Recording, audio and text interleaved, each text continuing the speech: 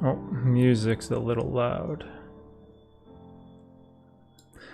Alright, what's up guys? So this is gonna be, I don't know if I would call this monthly, but this is gonna be my AMA live stream number 5. So this week's stream is gonna be a little bit more laid back, a little bit more chill. I'm just gonna kind of talk about more random topics, kind of like, you know, like movies and stuff, and not just self-development and personal improvement ideas. So a little more laid back of a stream today. And we'll give some time for people to come on in. Let me double check that music.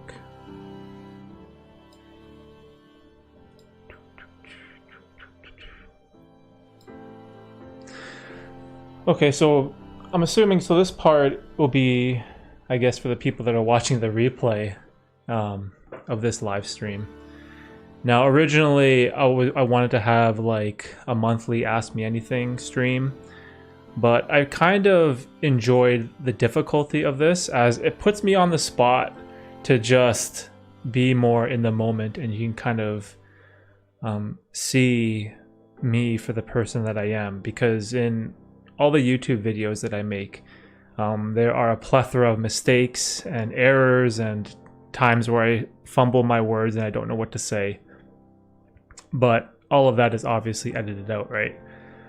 And I was thinking, you know, I promote this idea of doing things that are difficult. And, you know, I should practice what I preach. And I've kind of realized that not only live streams, but things like vlogging or just doing anything spontaneously is completely outside of my comfort zone.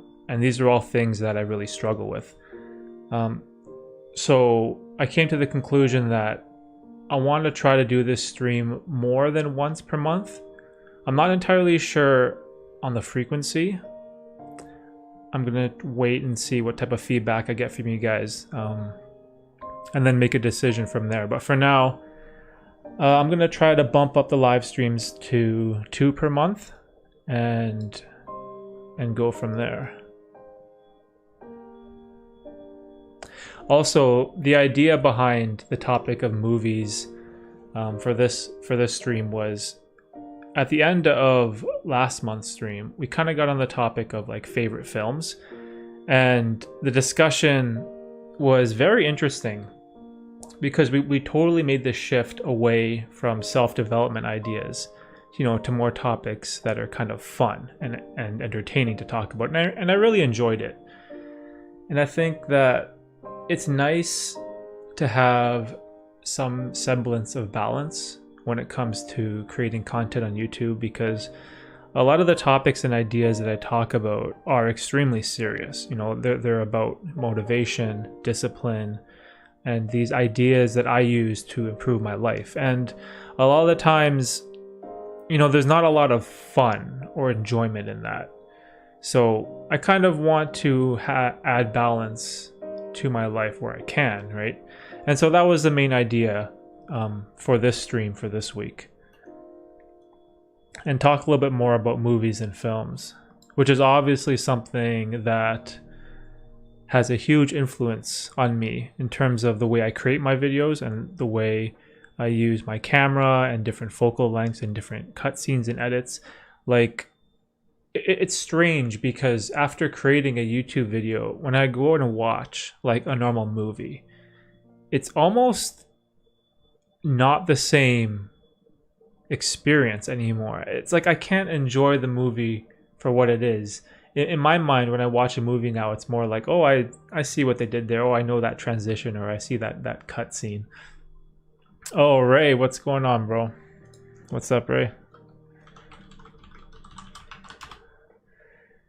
Hey, Ray, did you watch the most recent Life Uniform video? You made a cameo.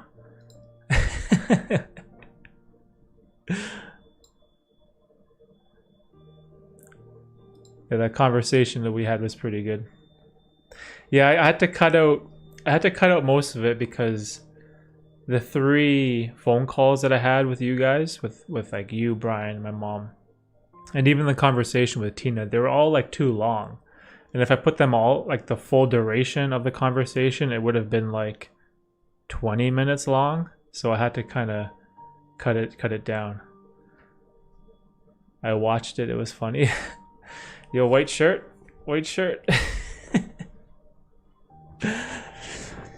Yeah, we got it. It's so hot here now, right?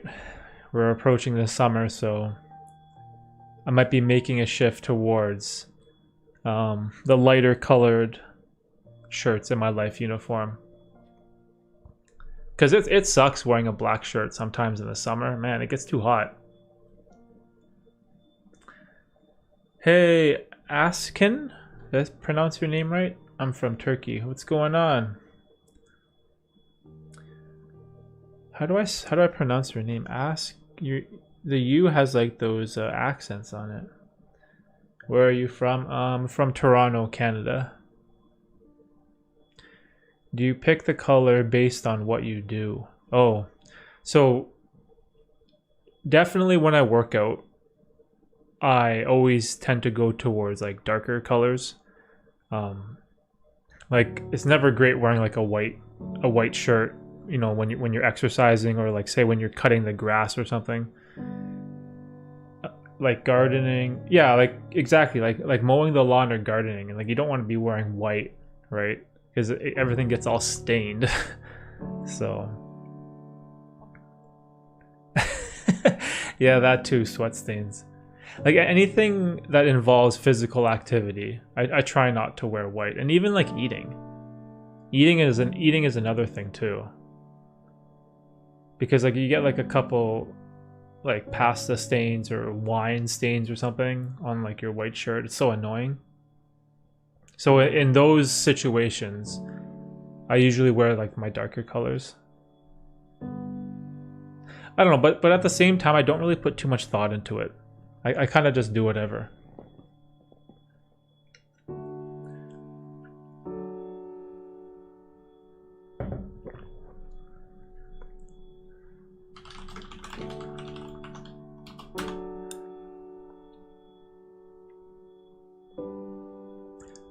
When do you go no shirt?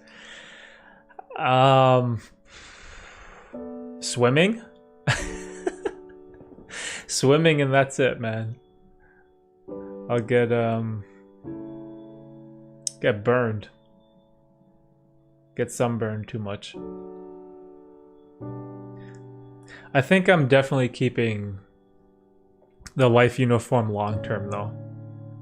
Like I don't think I could ever I don't think I could ever go back to like the type of clothes that we wore in high school, you know, like all the Nike, Adidas, and One stuff. So by the way, I really believe your channel is going to grow so much, and I'll be proud to say I was one of your first subscribers. Hey, that's awesome. That's cool, Askin. Sorry if I'm pronouncing your name wrong. Oh, I felt really cool when you asked how I was going. Thank you. I loved your Elon Musk routine video. Oh, thanks, bro.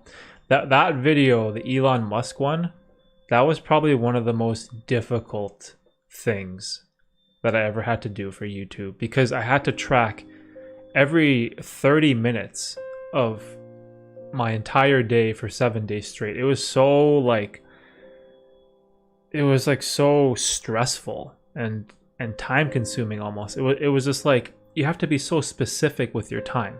But on the flip side, it was very beneficial because I have never been that productive before in my life. Like I got so much work done in those 7 days just by, you know, planning out every half an hour of my day. But and you can tell by the length of the video. I think that's one of my longer videos where it ended up being, I want to say 20 minutes or 22 minutes. I actually have a follow-up video for that one that I'm kind of working on.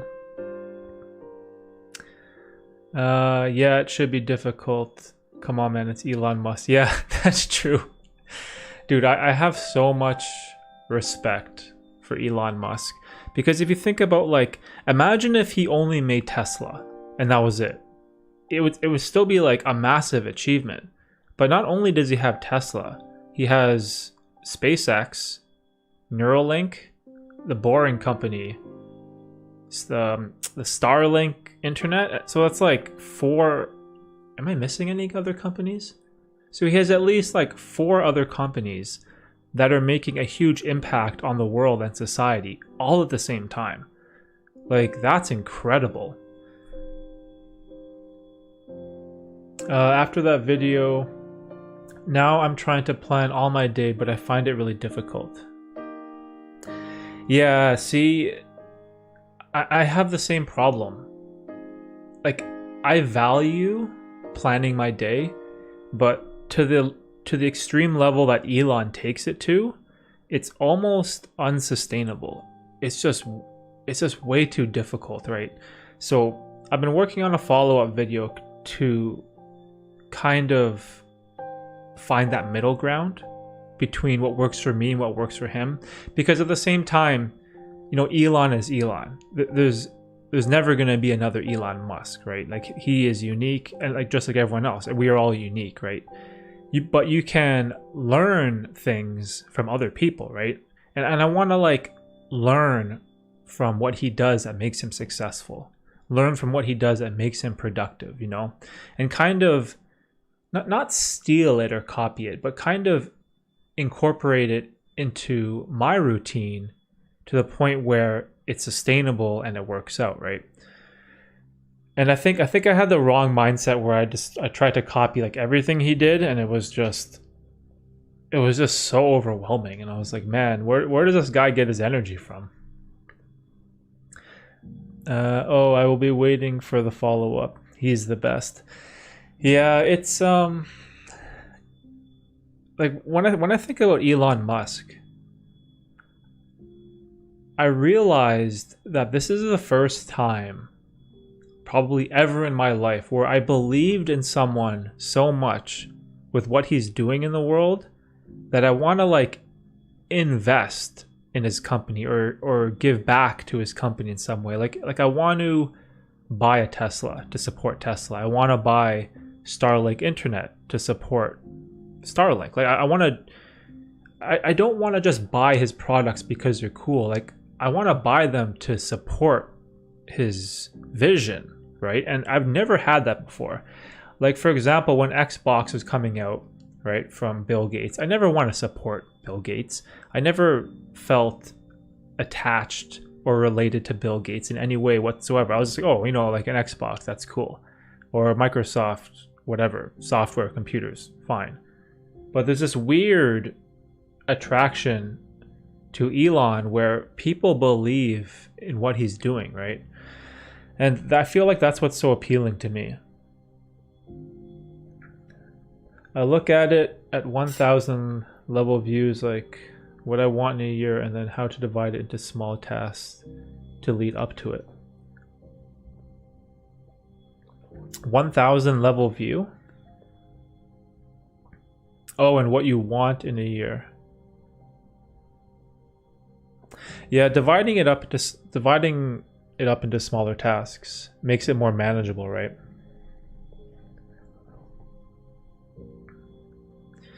Yeah, you're right. I also want to buy a Tesla, not just because it is cool to own a Tesla, but because I want to support this man who inspires me every day.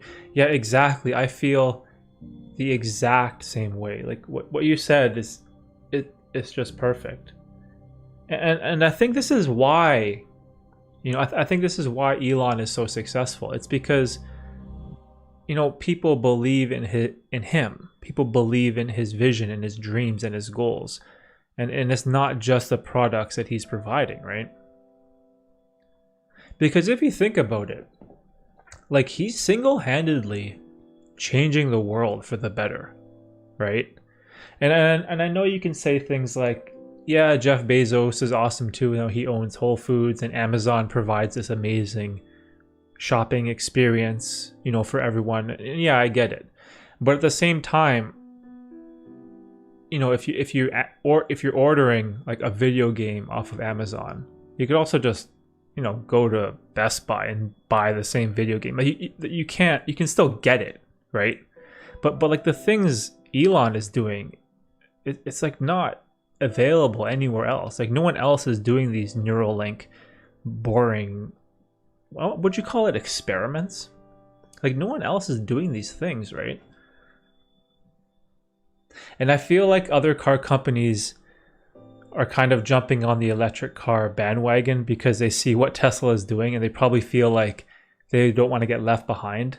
So I feel like there's this, they have that fear of missing out, which is why they're kind of, supporting the whole green car movement thing.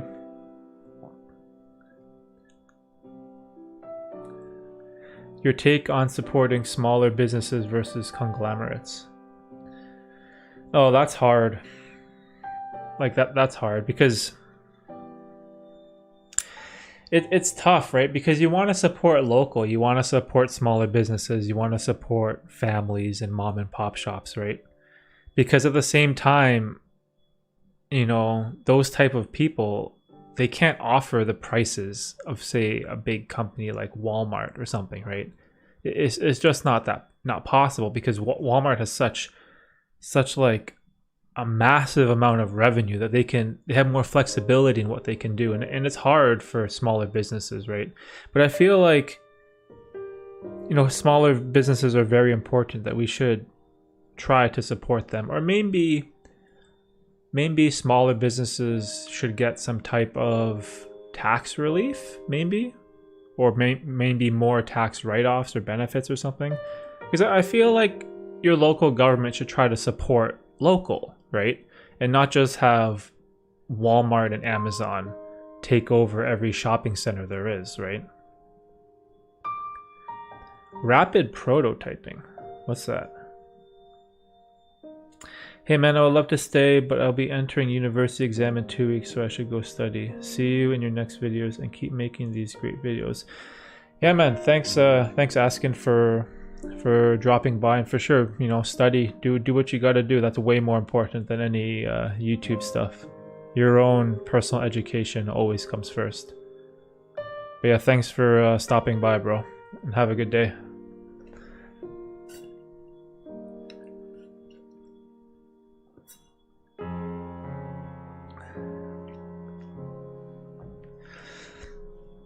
I agree, it's a tough answer. Bezos is quicker versus going out of your way to support local. Yeah, it's like the whole convenience, right? Like the product that Bezos provides, especially with Amazon Prime, where you get it like next day delivery right away. Like that level of service, it's hard for anyone to compete with that, right? It's very difficult. But at the same time, if you're good at what you do, then I feel like you should be compensated and rewarded, right? Because isn't that like the whole point of like capitalism, right? Like innovation and success and progress and being compensated drives innovation, right? It's I definitely don't know the answer. I don't know enough about the whole, the logistics of the economics and all of that. Because it's really easy to say, oh yeah, you should support local. And no one's going to disagree with that. Of course you should.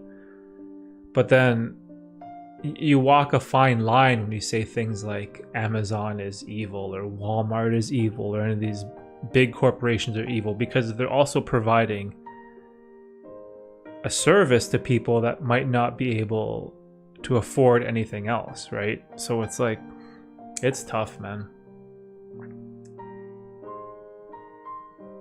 Rapid prototyping is releasing products at a fast pace and then refining it based on feedback. Oh, I see. Rapid prototyping.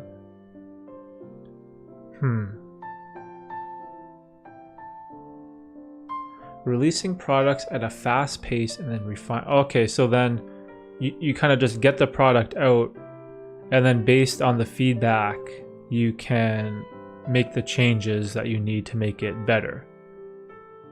So it like rapidly improves. Is that the idea? Because that's kind of like the best way to improve something, right? Is just getting straight up feedback. Because I know that's what helps me a lot. Like when I get feedback for like my videos or any of my work, like, oh, this was good, that was bad, this part was annoying, or that was too long, and it gives you perspective, right? Rapid prototyping.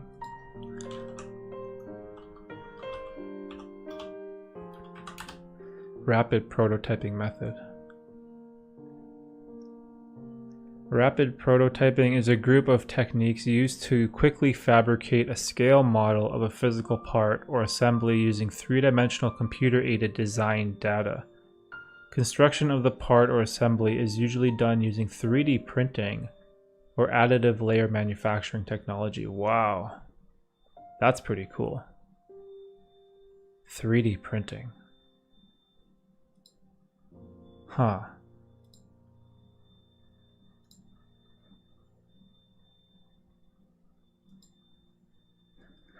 Man, I'm interested to see where those technologies go.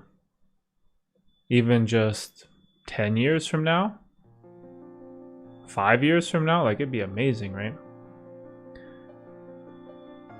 Could have errors and fail the first iteration, but keep improving it. The definition is too technical, but you can apply it to anything. Oh, that's interesting. Yeah, the definition is very technical, but I understand the concept though. Hey, Forrest, how you doing?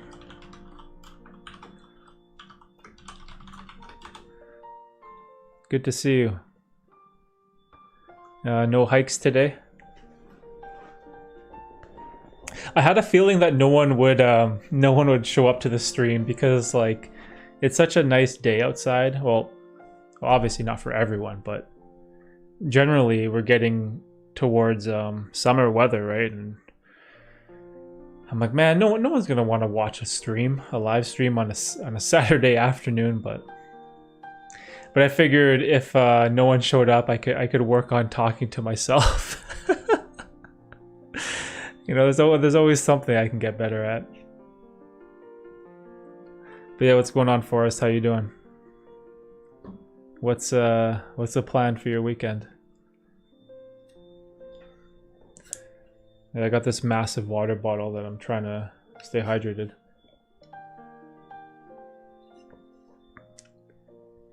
Oh, okay, that's cool. I'm waiting for my father to join me.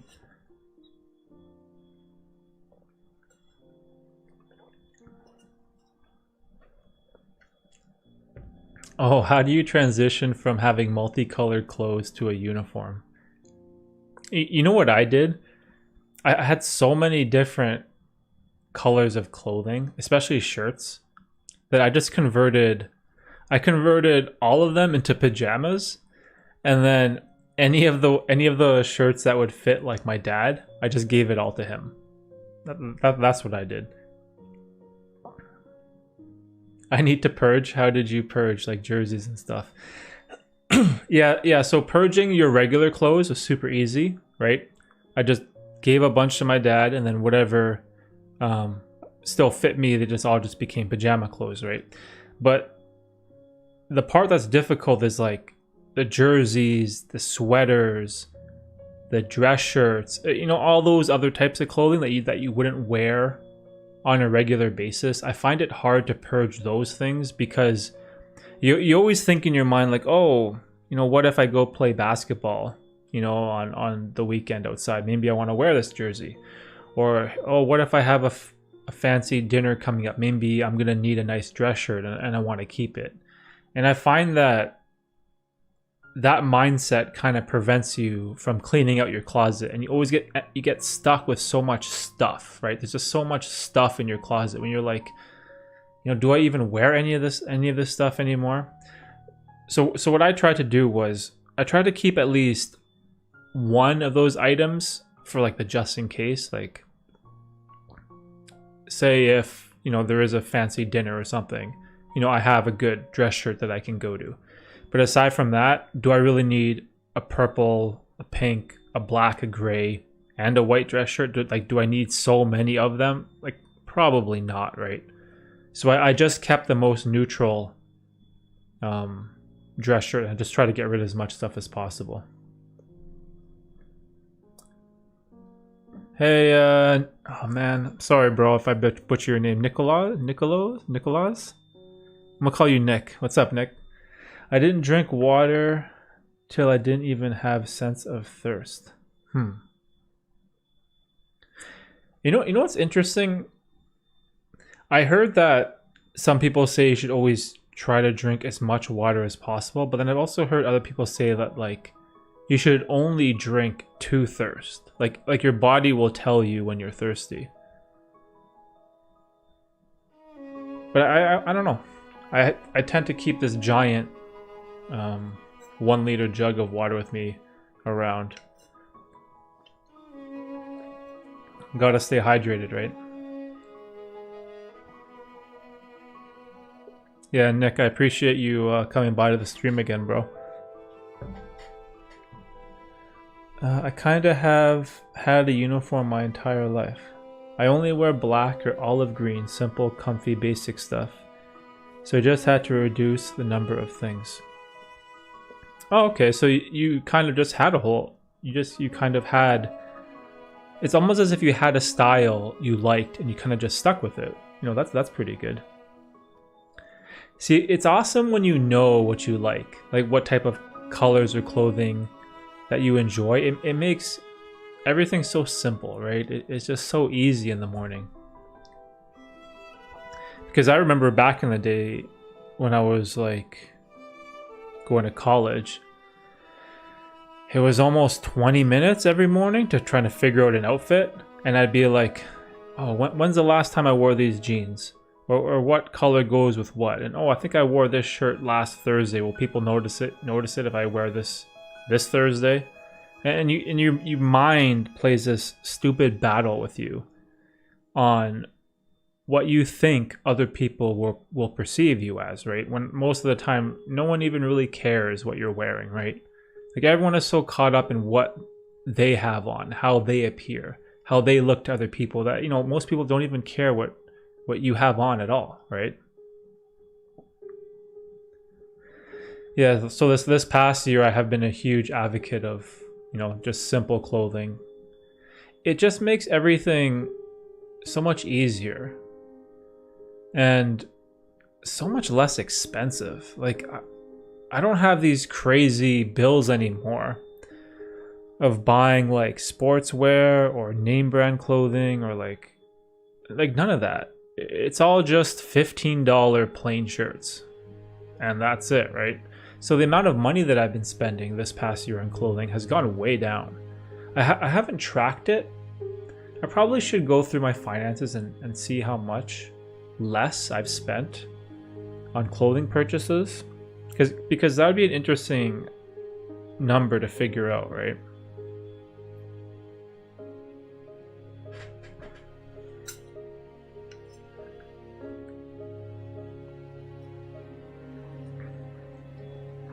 But yeah, I don't see myself ever going back. Oh, the only time where I don't think you should do this is when you're like kind of like a teenager, because especially when you're a kid, right? When you're growing up, one of the hardest things that kids deal with is bullying, right? And unfortunately, especially in like North American society, a lot of your peers will bully you on your appearance, right? And how you look. So that's maybe the one instance where I would say, you know, maybe the advice that I give on wearing a life uniform kind of doesn't really apply, and you should kind of make the best decision for your own situation.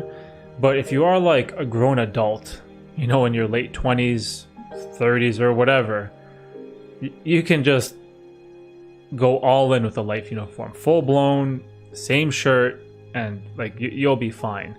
It's when your social status with your peers, you know, can make a negative impact on your life and your emotions that, you know, it's unfortunate, but you need to be very careful with those type of things, right? Like, what if, you know, it causes you to get bullied or something like that? That would be horrible.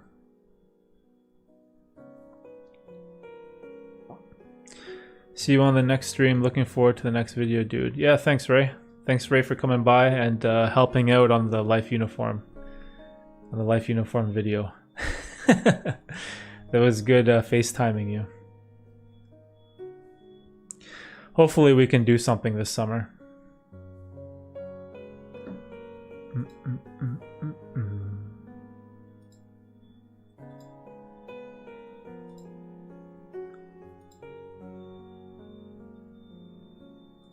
Oh yeah, speaking of the next video, I'm actually working on a vlog that I recorded. Now, I don't know if any of you guys will have any interest in watching a vlog at all, because that's completely different than the type of content that I normally produce. Because a lot of these subjects and videos that I talk about and create are ideas that I've had a lot of time to think deeply about, and I kind of weigh all the pros and cons, and I contemplate, you know, the benefits, and I can make a well-informed, rational decision and present it in, you know, like a 10-minute video format. And I feel very confident with my perspective, right? But at the same time, this is kind of like a safe way to create content, right? Because I can hide behind my editing software. I can hide behind, you know, the recording. I can hide behind the camera, and it's not live, it's not in the moment, and I can kind of fix all those errors, right? And I was like, okay, so what is my weakest aspect of YouTube and filmmaking? And 100% it's vlogging, right? This is not something that I do normally. This is not something that I enjoy. I never really wanted to be like a daily vlogger or anything like that, but I was like, okay, let's just do this because it's extremely difficult and it makes me really uncomfortable. So,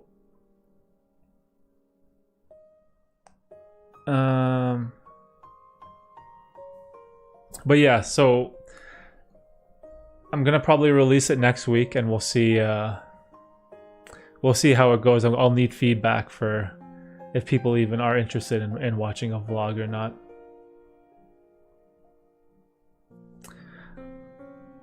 I just saw it says movies. Yeah, last week, Forrest, you're on a hike, right?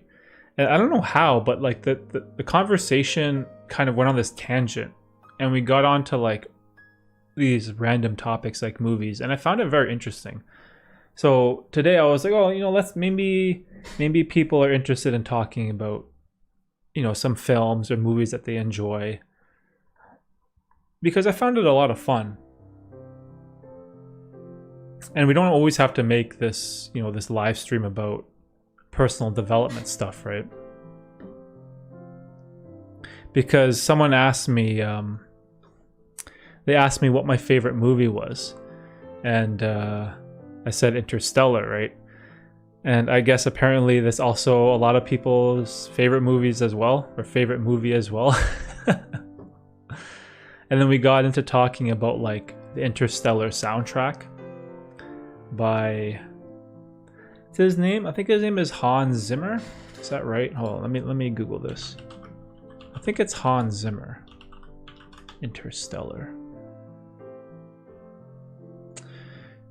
Interstellar soundtrack album by Hans Zimmer. Yeah, Hans Zimmer. Because the soundtrack in that movie, it was epic. You know, it was so good.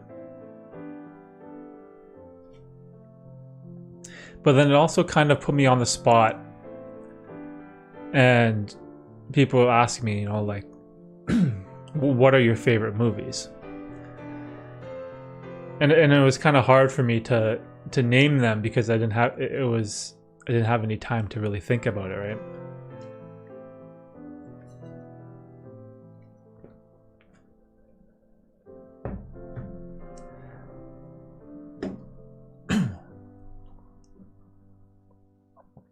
Actually, let's look up What are the highest grossing movies? This was a list that I used to follow all the time because I found it really interesting whenever a movie would reach like the $1 billion mark.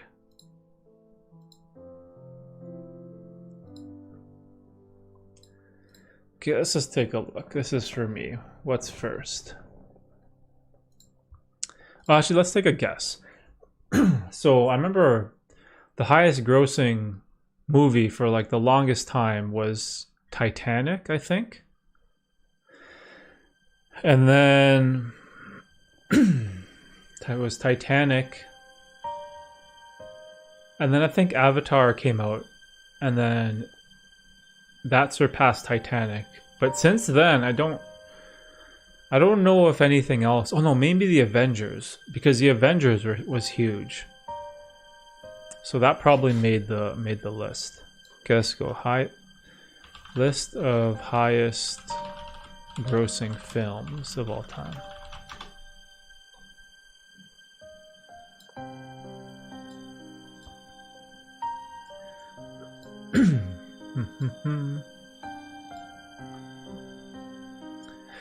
I think, oh yeah, Avengers Endgame. I think Endgame was at the top. Okay, let's see. Okay, so number 1 is Avatar with 2.8 billion. Oh my gosh. And number 2 is Avengers Endgame with 2.79. Yeah, you're right. Endgame is, oh man, it's so close. It's like right behind it. And then Titanic is 2.1. Wow, Star Wars The Force Awakens, 2 billion.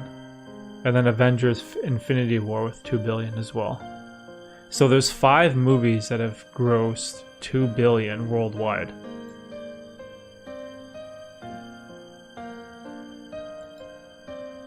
I think it makes sense. Because Avengers Infinity War was like amazing, right? And there was so much hype for Endgame just because of like how Infinity War ended. And I remember all the money in marketing that Marvel spent for Endgame. Like there was advertisements for that movie like everywhere. Even like inside those shelters for bus stops, there was like a picture of, what's his name? Thanos.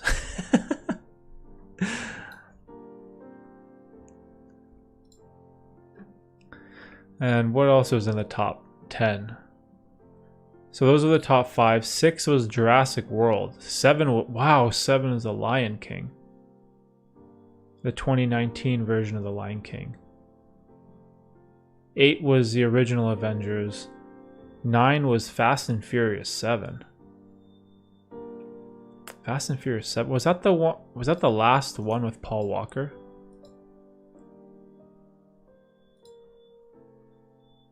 Oh yeah, it was. Okay, so that makes sense.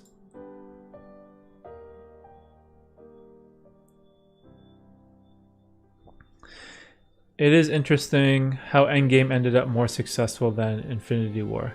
Yeah, I think I liked Infinity War more. Did I? Actually, I can't remember. But I remember the hype. Like, just the hype for Endgame was crazy. I know me and my friends, we all pre-bought tickets like well in advance to see that movie. Like, I have never been so hyped up for a movie in quite a while.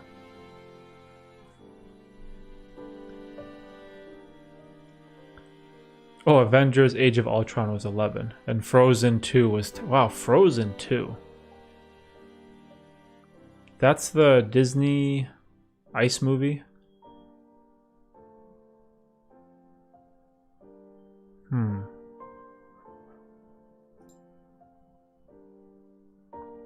Man, I kind of miss going to the movie theater, you know, and watching movies. That whole experience with the big screen. Well, not the regular movie theaters. I don't miss the interruptions with people and crying kids and all that. But towards the end, before COVID, I was going to like the adult, was it 18 plus movie theater VIP section where they serve alcohol and you can order food and you sit in those like bigger seats. I kind of was enjoying that more. It's like a more intimate experience where you don't have like kids running around and being all crazy, and you're not crammed in to, you know, a movie theater with like a couple hundred people. In those like smaller adult theaters, there's maybe like 30 seats, like 25 seats, so there's not that many seats at all. And it made the whole like movie experience a lot more enjoyable. And I miss that, you know? Like, it's all great watching movies at home in like your home theater system, like in your living room. You know, you can make popcorn or snacks yourself, and you can just pause it, but it's, I don't know. It kind of loses that whole feel of the experience of going to a movie theater. But I don't know if it's ever going to be the same though. Like, I'd imagine that so many of those companies have lost millions of dollars, right? I don't know how are they going to recover? Is the government going to give money to like these movie theater companies like Cineplex? I don't know what they're going to do.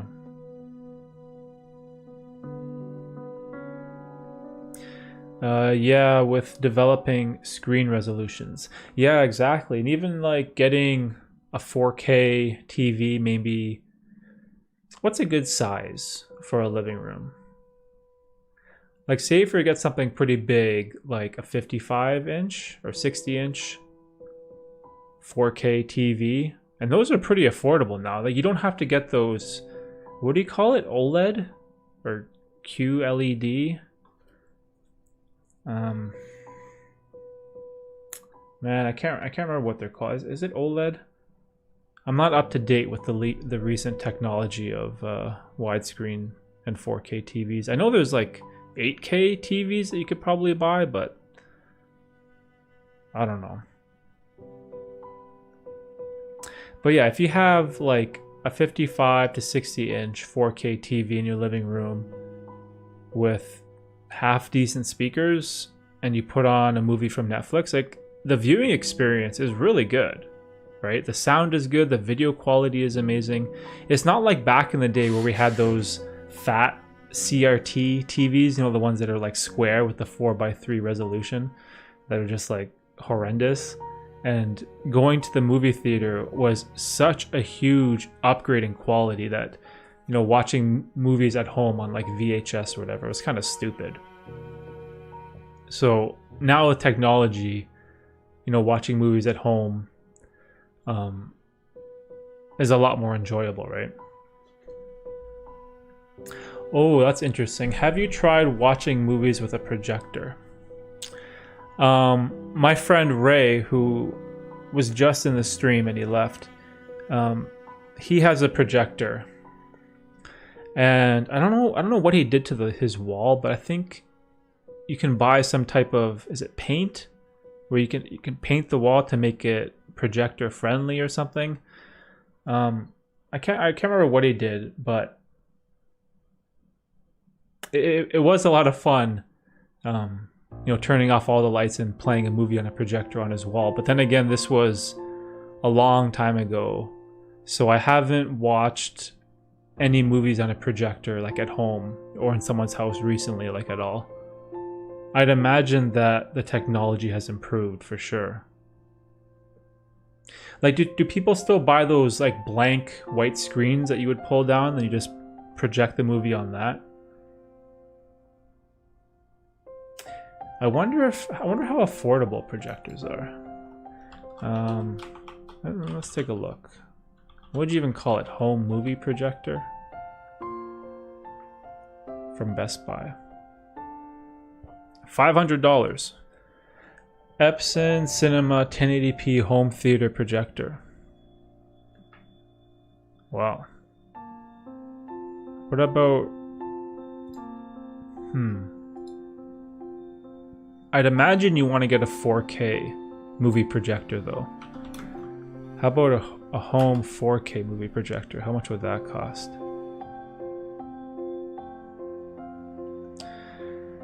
$2,000. Oh, whoa. There's some that are $13,000. Oh, wow. That's crazy. So you can get a BenQ 4K UHD home theater projector for $1,500 at Best Buy.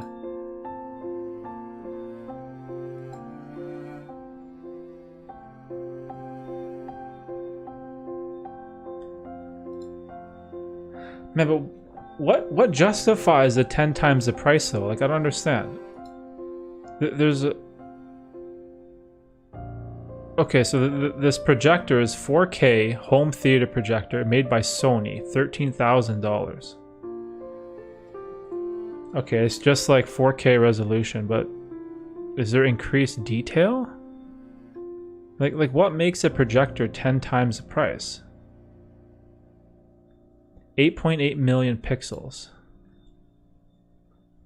The other one has 8.3 million pixels.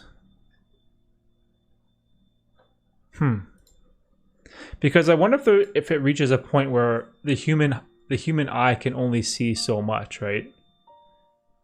Because to me, 4K looks pretty amazing. Can you really tell the difference from 4K to 6K or 4K to 8K? Like, can the human eye even tell that there's a difference? I don't even know. Hey, Brian, what's up? You still haven't put up the Night at the Roxbury poster I got you.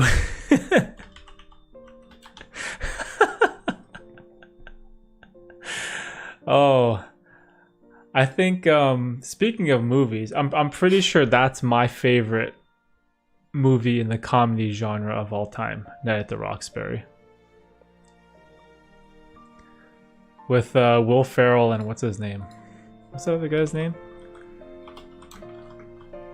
Night at the Roxbury. Wow, 1998, A Night at the Roxbury came out. That's crazy. It's 23 years ago. Wow. Oh yeah, Old School. Wait, Old School, that's the one where he gets like a frat house at a college, right? Or something? I can't remember. Why am I blanking on Old School?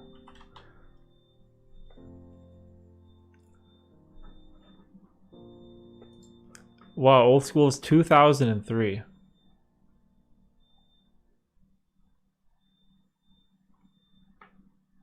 Oh yeah, Will Ferrell is a depressed man in his 30s who seek to relive his college days by starting a fraternity.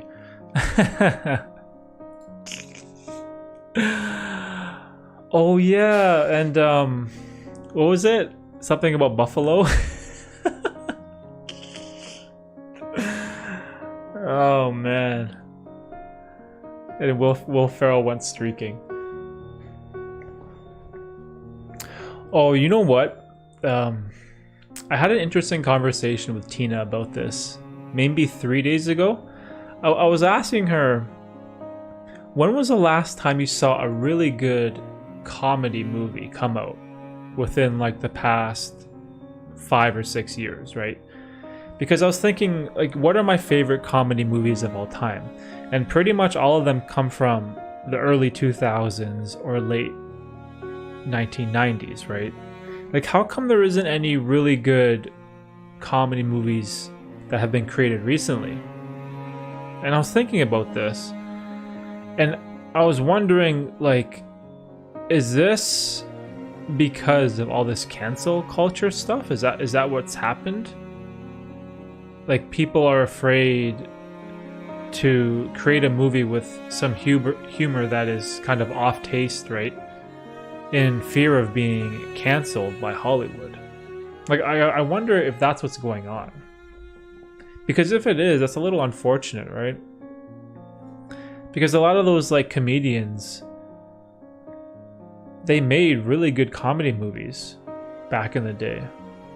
Like, take for example, what's that guy's name? Michael Cera? What's that movie called? Superbad, right? I don't think you could ever make that movie today in 2021. It's just so vulgar and it's just so extreme, right? That I feel like if you made that movie today, there would be so much outrage, right? So is that holding creative people back that are in comedy from making these type of films? Yeah, it made me do it. I haven't seen a good comedy in a while. Yeah, neither have I. Like, I was thinking about it. When was the last time I saw a really good comedy movie come out? Like, was there anything in 2020? 2019, 2018? Like, I can't think of any. Like, I don't remember seeing anything at all. The only thing I could remember is there was really good drama type shows, really good sci-fi and fantasy, like the Game of Thrones type of stuff, and then really good superhero movies, like all the Marvel and DC stuff, right? And I was like, wow, how come there's been no comedies released? Which kind of sucks, right? Like, let's see what has Will Ferrell done recently? Like, where's his body of work? Will Ferrell filmography.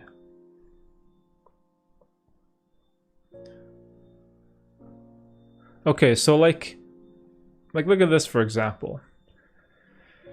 So in 2004, Will Ferrell had 5 movies. In 2005, he had 6. Like, he was doing multiple films per year. And then recently, it's like just like 1 or 2 a year. So in 2007, he had Blades of Glory. 2008, Semi-Pro and Step Brothers. But then recently, it's like, see, but here he's doing like watered down comedy movies, like the Lego Movie, right? Or Zoolander. Like, aren't these like, not Zoolander. Where is it? Is this Daddy's Home? Haven't seen any of these. Drunk Parents?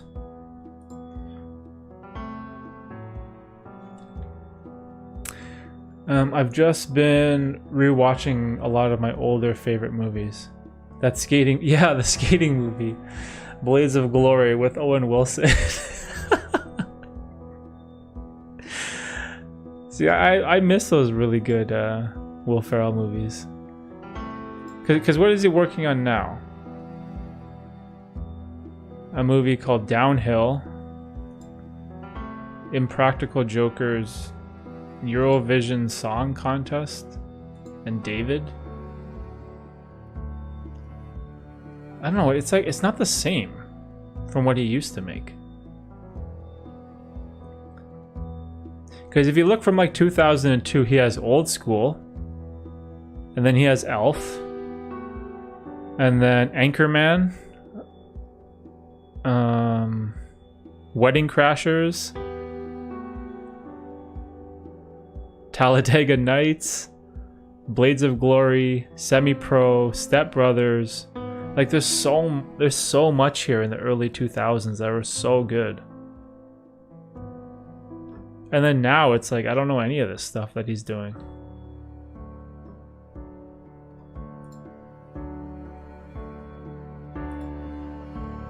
It's kind of unfortunate, right?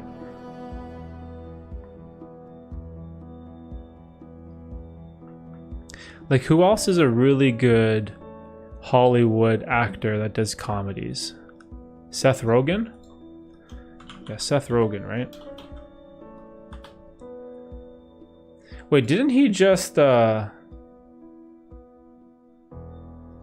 I probably missed it earlier, but what's your favorite movie of all time and why? Oh, 100% is Interstellar. I think Interstellar is the only movie where, after watching the entire thing, I had to just stop and sit down and I was trying to comprehend what I just watched. It was so epic and amazing at such like an intellectually challenging level that I was like, I don't even know what I just watched. It was just so good. And the story was so wild, like, and so much of it didn't make any sense, and the music was crazy, and just, it was a feeling that it gave me after watching it. I was just like, that movie blew my mind. Like, I've never watched a movie before that literally left me speechless after finishing it. Because usually, you know, you watch a movie, you know, it ends, oh, you know, that was awesome, let's go get something to eat, or let's go do something. Like, you know what I mean? Like, you just move on to the next thing that's happening in your life. But when I watch Interstellar, I was like, man, I gotta like sit down and think, what did I just watch?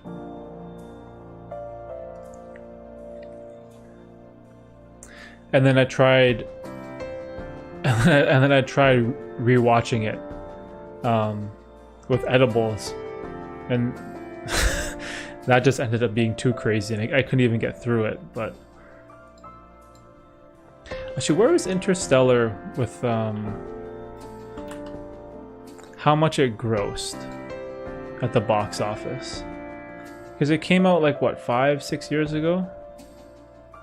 Oh, 7 years ago, 2014. So box office, it did 700 million.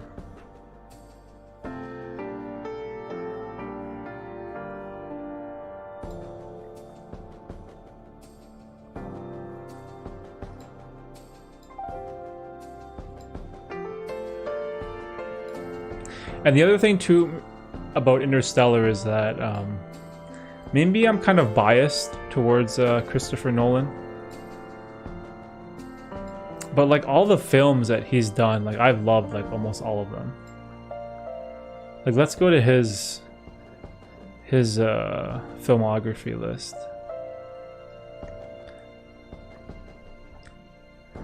Following, Memento, Insomnia, Batman Begins, The Prestige. Oh, The Prestige, that was another movie that I loved. It was like that magician movie. The Dark Knight, Inception, Dark Knight Rises, Interstellar, Dunkirk, and Tenet. Man, Tenet is a movie I regret watching at home.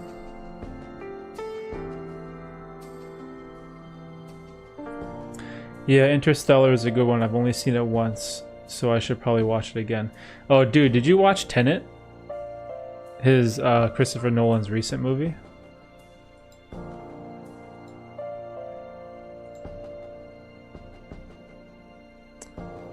Yeah, Memento is great. That's the one where the movie's like backwards, or the guy, he has like a memory problem, and he writes stuff on his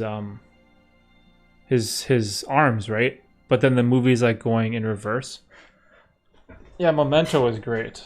I thought that was so good. I haven't seen Tenet yet. Yeah, I watched Tenet, and man, watching it at home in your living room when you have like a toddler running around and screaming and yelling and doing stuff, it's not the same as watching it, you know, like in a movie theater, right? That was one thing that I regret about Tenet.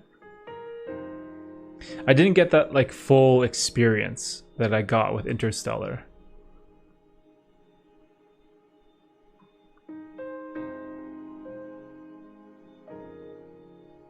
But then again, like, what can you do, right? The movie theaters aren't going to be opening anytime soon, so...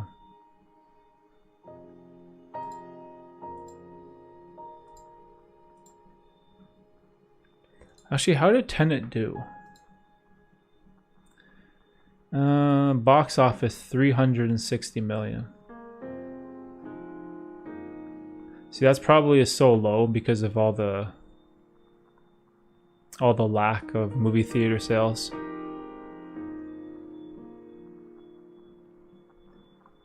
And it seems like the critical response and reception for the movie it didn't seem that great.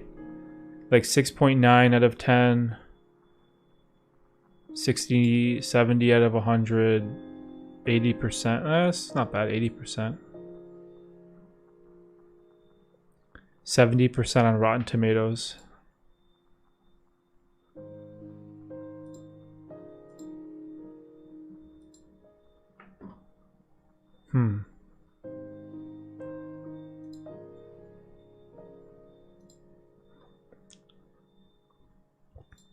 But yeah, when I was going through Christopher Nolan's past films, I'm pretty sure after Interstellar, The Prestige, or maybe... Yeah, I think Prestige was my next favorite. Oh, another great movie was Shutter Island that I liked. Who made that? That was with Leonardo DiCaprio. Oh, Scorsese.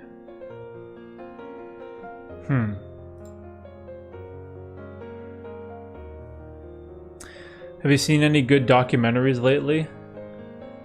Unfortunately, no. I'm so behind on like Netflix and movies and stuff because of like the whole YouTube grind that I haven't even really been watching anything. Like, what was the most recent thing I watched? The social dilemma was pretty brutal. That kind of hit home with me because of like how intertwined we are with, you know, creating content in social media. That one was a little rough. But other than that, I haven't really seen many documentaries, if any at all. I just can't find the time anymore. It's so difficult. Because I'm sure I'm missing some good ones on Netflix, right? Because there's so much good content there.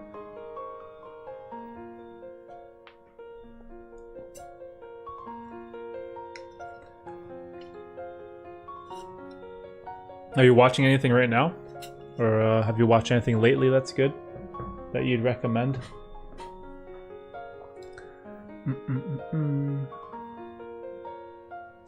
I remember for a while everyone was talking about that movie Cuties or something.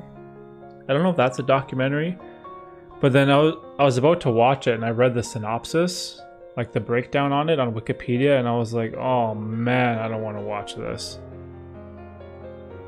I just read like what it was about generally, and I was just like, oh man, I don't think I can do it.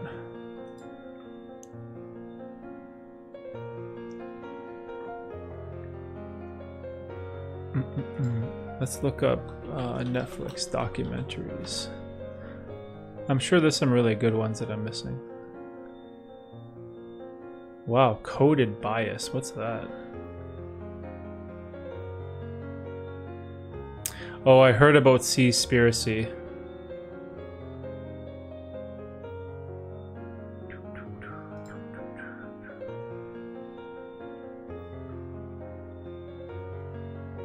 Yeah, we watch more docs than movies. The latest one we saw was based on a serial killer. Oh man. What was it called?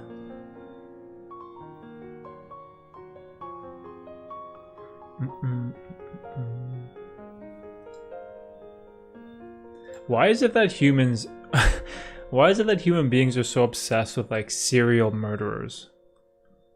It's like, I don't know what that is, but it's such an interesting topic. Like the idea of a person that's out there gone rogue just committing mass murders. Like, it seems so crazy, but it's so entertaining in such a strange way. Oh no. So you saw Seaspiracy? Yeah, we saw that too. It made Mills not want to eat seafood anymore. Oh no.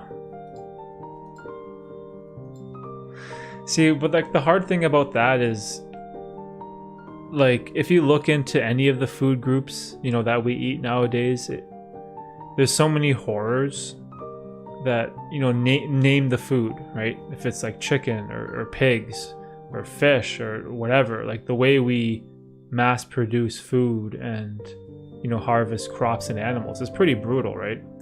Or even just like what is done to grapes to make them seedless, right? Or these ways that we change like the DNA of food, right? Like there's so many rabbit holes that you can go down that will always change your perspective to food, that it's impossible to, like, you know, not find something that will turn you off, right?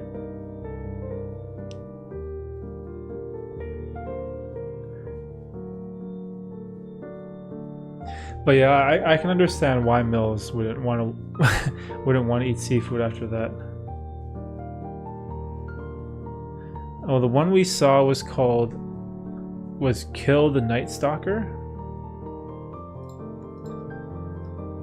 Killed or called?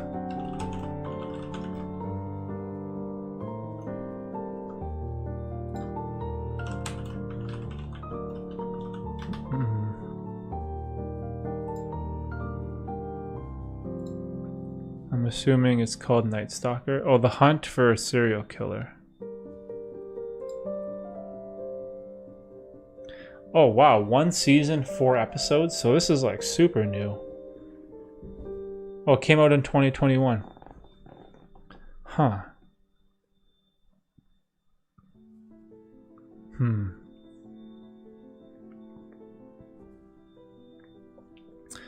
Night Stalker, The Hunt for a Serial Killer is a 4-part 2021 true crime documentary miniseries about the serial killer Richard Ramirez. Who's that? Oh man. Is this gonna make me sad, like reading about this guy?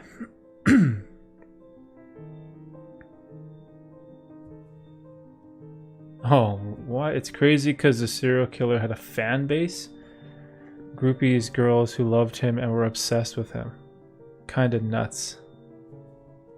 Yeah, called Night Stalker. Oh, are you serious?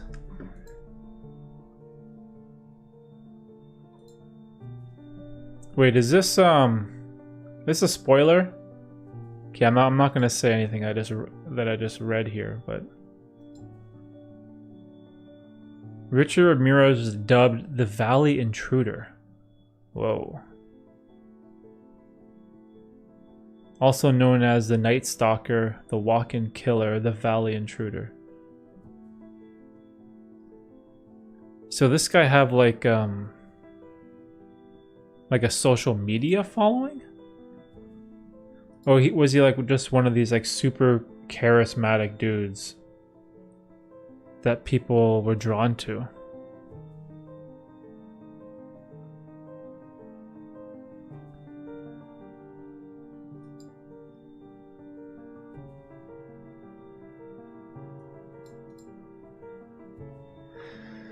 Oh, dude, this guy seems crazy.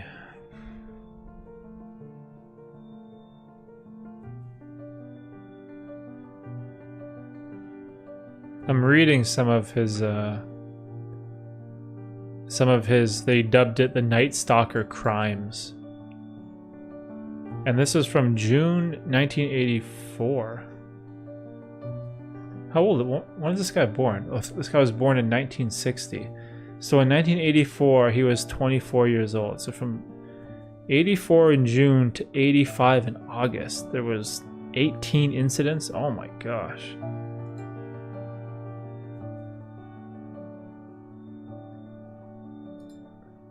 Damn, dude, this guy seems insane.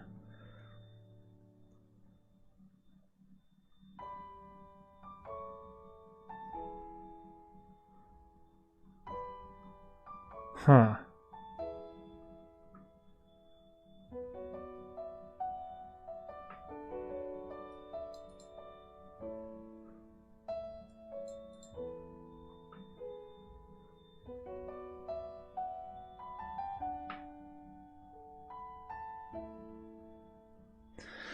Wow, this story is brutal.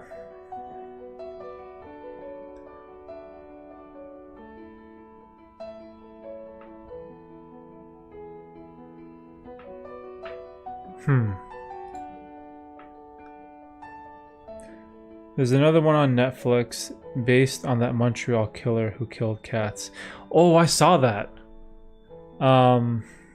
Yeah, I saw that one. It has like a strange title, right? Something about cats. And then like there was like a Facebook. There was like a Facebook group going after that guy because in his video he like strangled a cat or something. And then all these people were trying to figure out where he was from. Oh, what was that called?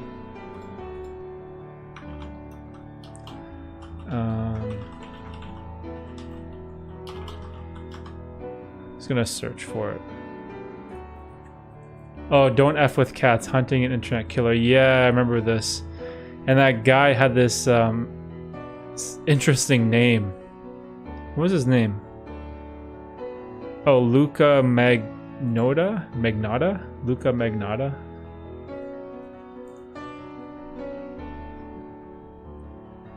Yeah, this documentary was really good. Because at first I was so surprised because I was like, what does this have to do with cats, right? Like, why is this called, and why does the picture have a cat on it? I didn't understand, like, the reference.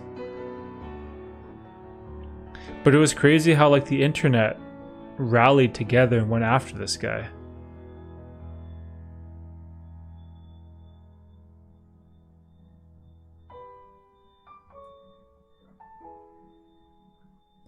But this Night Stalker guy seems horrible. Like, so bad.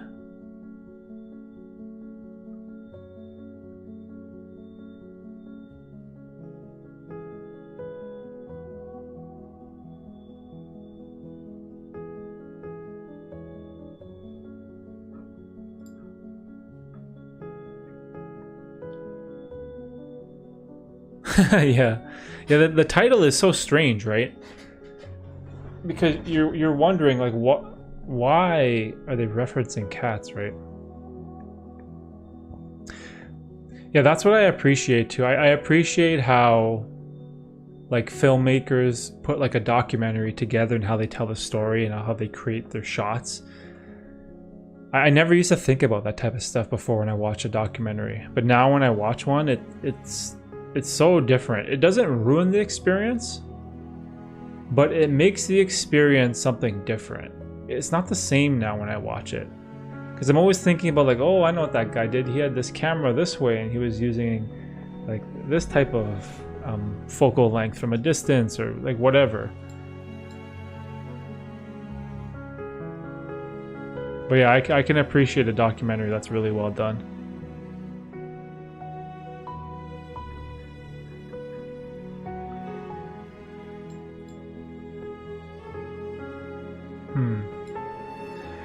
The Night Stalker one seems pretty good. So it says it's a 4-part documentary. So does that mean just 4 episodes?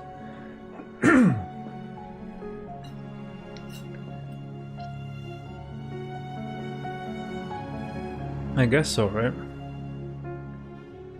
Yeah, 4 episodes. How long are they? 46 to 48 minutes.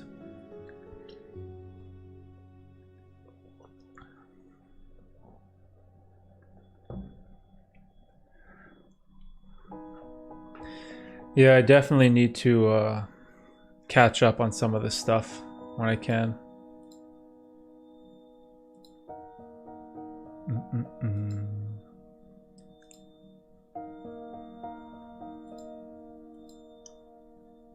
But man, this guy sounds so crazy though. Jeez.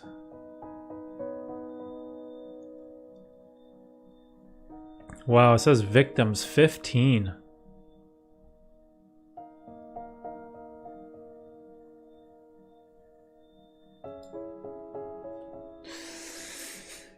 Oh man. Like, I could never understand, like, what could drive a person to do something like that. It's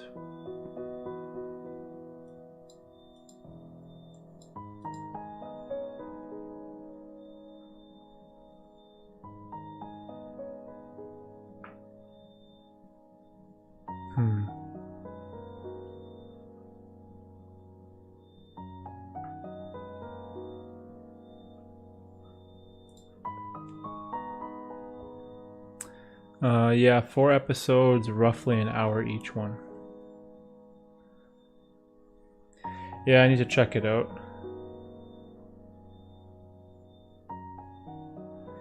But yeah, the goal is to make a full doc one day and submit it to Netflix. Oh, is the A7S III a viable camera for Netflix? For filmmaking? Because isn't that Panasonic one there?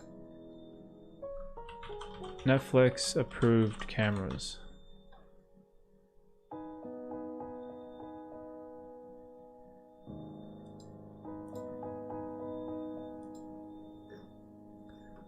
Where is it? There's a Panasonic camera that got approved, right? Have I got that wrong?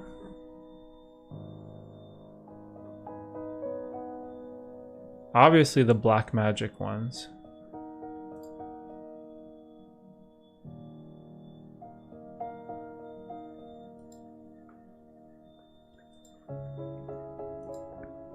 Oh, we watch another one about that Asian girl that disappeared in a hotel in LA. Oh, I saw that one too. Wasn't it like she was almost sleepwalking at night out of her room into like the elevator, and then she disappeared and no one like saw her?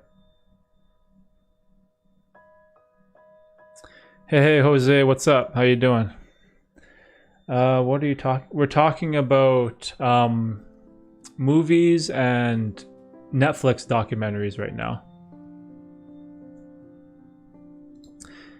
We were just talking about a couple Netflix documentaries that came out about like serial killers, which were very interesting.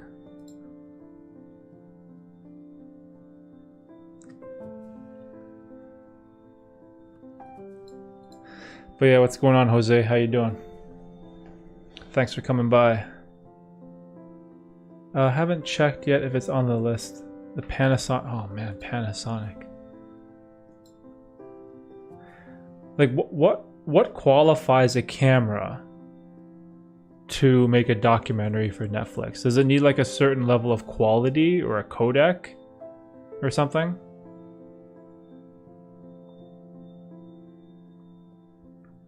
Because wouldn't the Sony cameras be good enough? Like that FX3. That would be good enough, no? Social media documentaries are very good. I forgot the name. Oh, you're talking about The Social Dilemma? I remember watching The Social Dilemma and I was just like, wow. That was crazy. It was Netflix, right? Let me see, The Social Dilemma. Yeah, Netflix, 2020.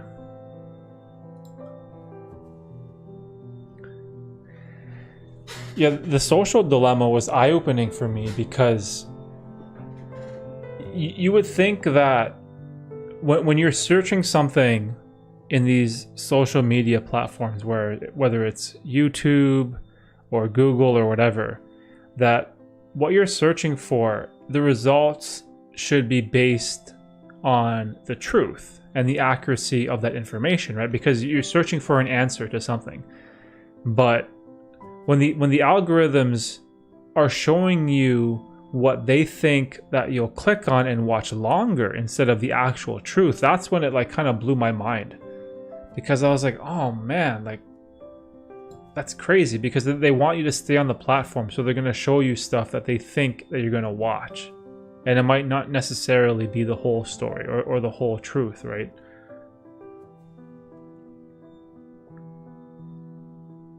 Yeah, Netflix, yeah, that's the name. Yeah, that and even the part when, you know, when they were interviewing those guys I think he said he was a co-founder of Instagram or a co-founder of whatever, Snapchat or something, and he was saying like that these algorithms, these social media algorithms are so powerful that he doesn't even let his own kids use social media. And I was like, dang, like this guy is one of the people that created the algorithm and he won't even let his own kids use it. So that's saying something, right?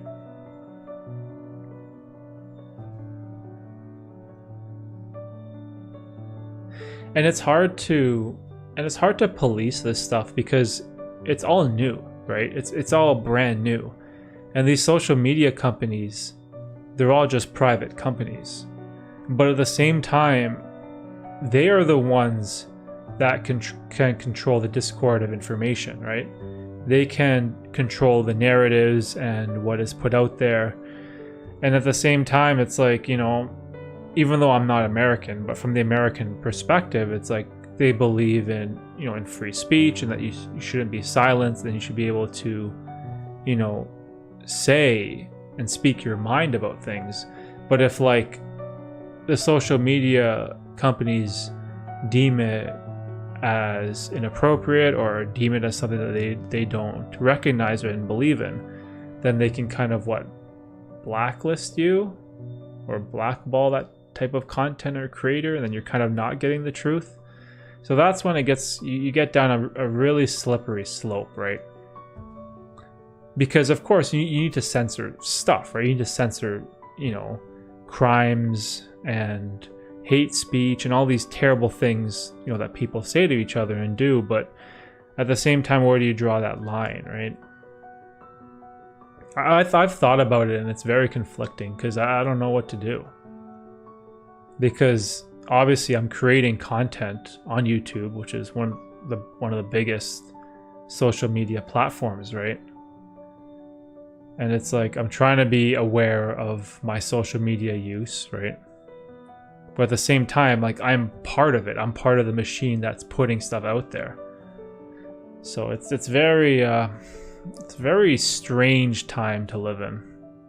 This is like a very strange time in history.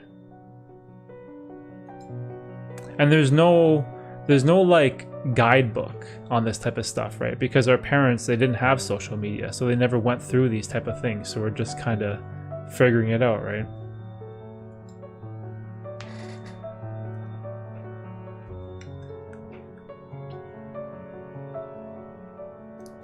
I prefer not to have personal accounts and just for business. Oh, that's a good way. That's a good way to see it. We have to work with the devil. Yeah, it's like it's part of our society, right? Like it's where you get the news, where you get information. Like I see from the personal side, you not have a personal account and just use it for business. I see that. That makes sense. Like even for me, I have a personal Facebook account, but I basically never use it. And almost the same with Instagram. I have a personal Instagram account, but again, I don't really post on it.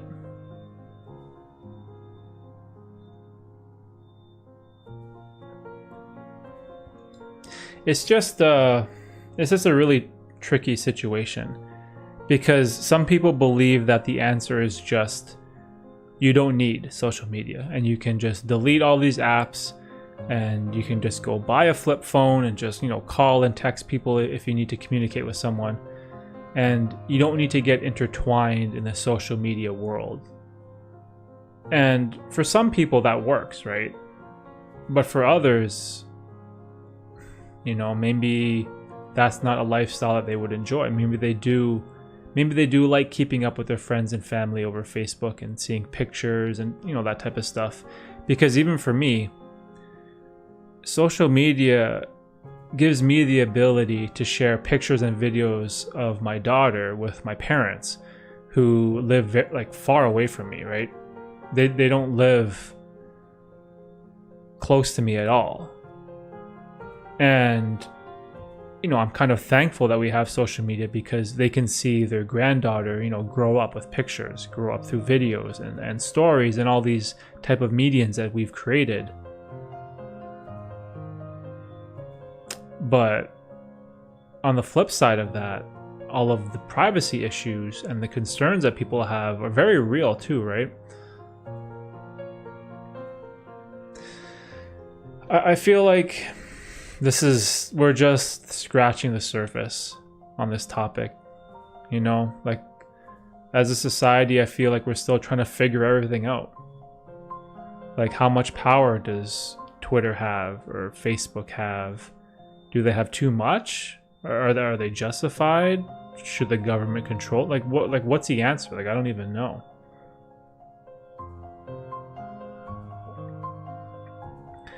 I think the problem is we are living the life of others and we are comparing our lives all the time.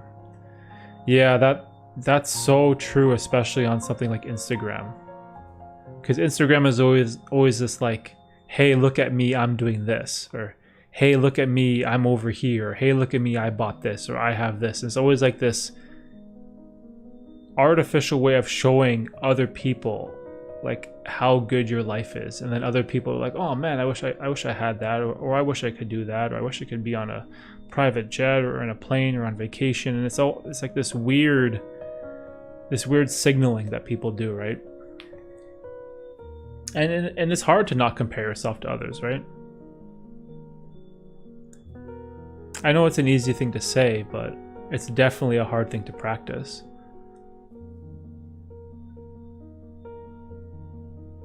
And the other problem with that too is like how disingenuous social media can be, right? Like, you can see a picture of someone on like a private jet and they have like champagne and they're wearing a Rolex and they're just doing all this crazy stuff. And then you feel like, oh shit, how come I'm not successful like this person? How come I don't have that? And it feels like your self-worth is being decreased by the success of this other person. But at the same time, they might just be, you know, renting a plane, taking some pictures in it, and not even, you know, going anywhere or doing anything. And it's just for the gram, right? And you don't know that, right? You don't know if the person is genuine and authentic or if they're being disingenuous, right?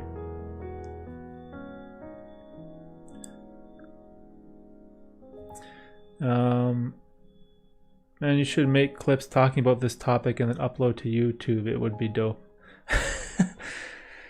Yeah, I could do that. I would have to. I'd have to think more about it, right?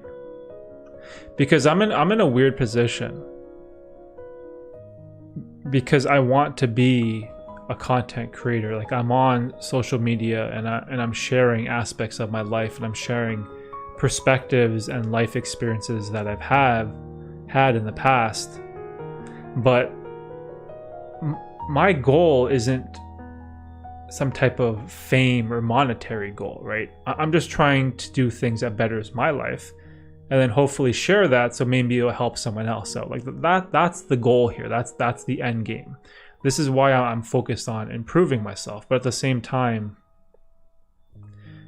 you know, I need to be aware of what I'm doing as well, right? You know, and I think about it a lot too. Like, am I tricking myself? Like, am I really doing this because I want to do this? Or am I doing this because deep down I want some type of fame or popularity? You know, because at the end of the day, people want to be loved. People want to be accepted by society, accepted by their peers. And, you know, when you get likes on YouTube or comments, it makes you feel good, right? But at the same time, it can kind of be a trap. It's definitely difficult.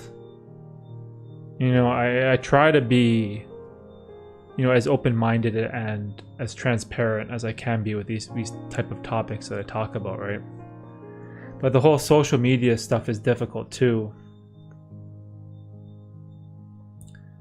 Like, am I gonna be against social media when my daughter grows up and wants an iPhone? Like, then what am I gonna do? Am I gonna be a hypocrite, right?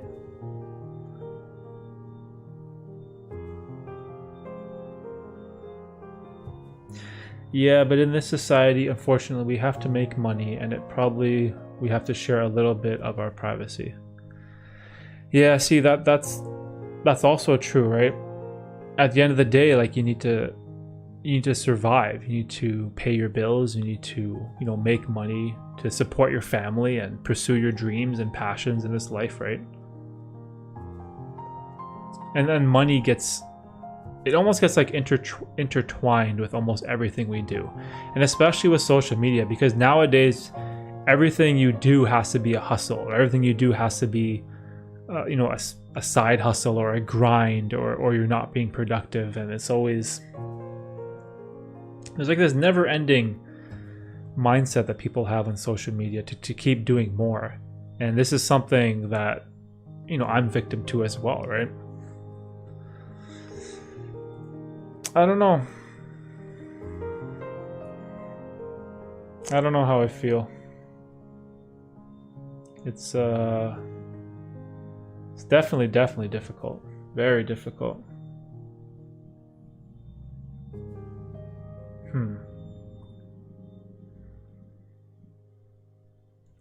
But at least the one thing that I do know is when I do release content on my YouTube channel, or I do, put my voice out there into the world, I am talking about things that I do believe in and that are true. And hopefully people can see that, my message is genuine, if that makes any sense. Like I keep running into this, like, I guess you would call it a dilemma, where if you're spending so much time on social media creating content, right, don't you want to be successful at it, right? So shouldn't the likes and subscribers, it does matter, right? It does matter that you get some results for all the work you put in, but at the same time, that shouldn't be the only goal, right? So I'm kind of walking this fine line between trying to be successful, but at the same time trying to do what I love and staying true to myself.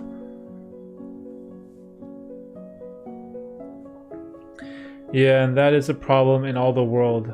I'm living in Colombia, and the people likes to share a fake life. Oh wow. Everybody on Instagram have a perfect life, but the reality is the life is hard and everyone has problems. Yeah, exactly. Because Instagram shows you snapshots of the best parts of your life, right? It doesn't show you the blood, sweat, and tears that goes on behind the scenes, right? It doesn't show you the struggles and the failures that people go through on a daily basis in order to get to that level of success. Yeah, it's hard, right? I feel like North America has the similar problem, right? Oh, by the way, how is it in Colombia? Never been. I've never been to South America. I'd imagine it's super hot right now.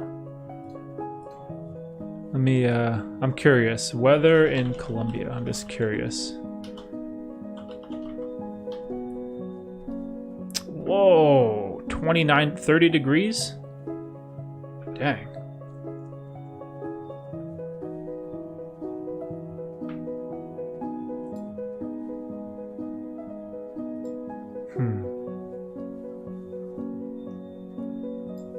I appreciate the warm weather when I get it.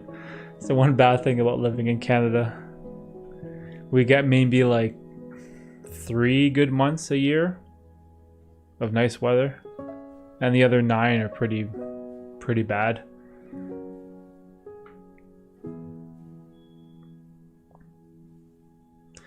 But yeah, maybe I'd have to think about this topic more deeply, but I definitely could see myself creating a video in the future about about social media use. What's that about, eh? What's up, Sean? My favorite American. Where's your toque, eh?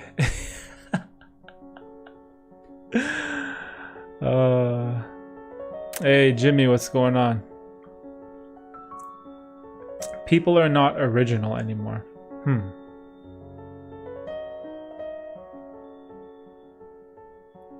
I wonder if it's like... It's like this phenomenon with celebrities on social media, like the Kardashian family. I just feel like people just want to be like them or be loved like them.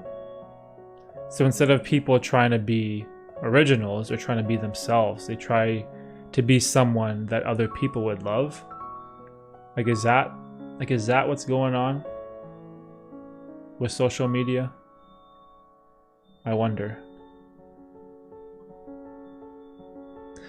Oh no, Colombia in this moment have a 45% poverty, and we have an inequality problem. But I'm part of the privileged people who have money, but I am trying to help. Oh wow, it's really honest of you to say that. See, because that's what you need too, right? You need the people that are doing well to try to help and make the situation better, instead of just trying to avoid the people who are struggling, right? Wow, 45% poverty? That's so much. That's like half your population almost.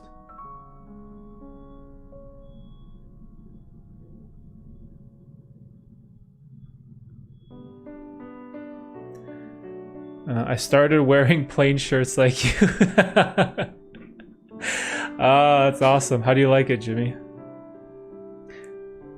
What did you decide on, like one color or multiple colors? I feel so much more comfortable with myself. Oh, that's amazing. Yeah, it's like, I don't know how to describe it to other people, but when you wear like the same clothes every day, and you know you're gonna wear the same clothes, you don't even think about what you're wearing. It just becomes like part of your identity. Like every morning, I wake up, brush my teeth, gray shirt, drink water. Like the clothing choice just blends in with the rest of my life, and it's not something that I think about anymore. It's like it's almost on autopilot now, and I don't even recognize that. Oh, I'm wearing this black shirt for the 20th day in a row. It doesn't even like come to my mind at all.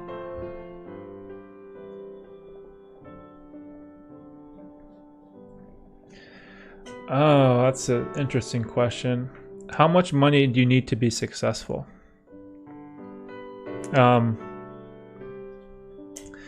Okay, so I have a perspective here with money. That's... I wouldn't say, maybe the right word is criticize. I don't know, but I think that whenever you talk about money, you have to upfront say that, money is important, and people will say that, money doesn't matter, you shouldn't chase money, but like it is important. It is a thing that we need, and that society has set up, to pay your rent, to buy food, to buy transportation. Like it is important, right? You can't just make a blanket statement and say, money isn't important. But at the same time, I value money, but I value my time way more than any money that I'd ever have. And, recently, I kind of stumbled into this whole self-development genre of filmmaking on YouTube, and it brings me so much joy to just, talk to people and create content on these like abstract ideas that I come up with, and that bring me joy to my life, that I'm willing to sacrifice the amount of money I make from like my day job. So for example, you know, I had a full-time day job, like, you know, like a 9 to 5, like everyone else, making like, I don't know, $50,000 a year, right? You know, you make a solid living with that type of, you know, 9 to 5, right? But it just sucked out all my energy that I had every day. That there was nothing, I had nothing left over in the tank to do and pursue things that I loved. So recently I stepped down from my full-time job and I only work part-time now. Instead of 40 hours a week, I work 25 hours. So I make significantly less money, right? And all my coworkers criticize me, right? They're like, why would you have a great full-time job? Why would you drop down to part-time? Like, that's so stupid. That's something that like students do, or that like a beginner person in the company would do. But that full-time income, it didn't make me any more happier, right? It's the time that made me happy. But what I realized is like the 25 hours, it's enough for me to kind of get by.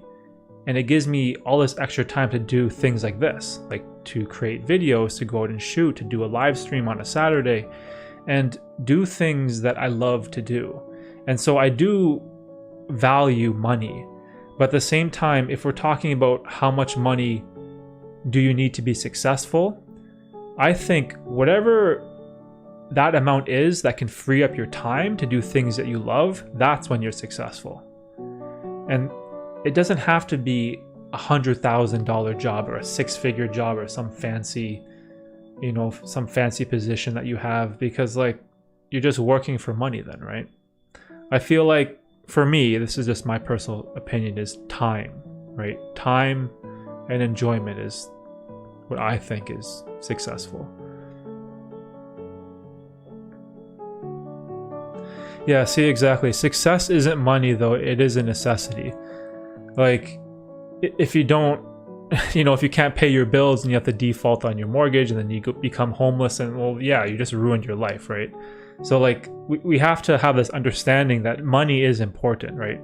But at the same time, it's not everything, right? Like the goal shouldn't only be find a job that gives you the most money you can make per year, right? I feel like it's better to find that balance between happiness and, you know, an amount that can support you financially. Like, look, I'm in a position now where I can't really go out and make any expensive purchases, right? You know, because I work part-time. You know, if I wanted to buy a new car, I can't, right? If I wanted to go buy a new camera, I probably can't do that either. But I'm okay making those financial sacrifices, you know, to do things that mean the world to me, right? And what makes this extremely difficult is the mentality that your friends, family, and society will have, right?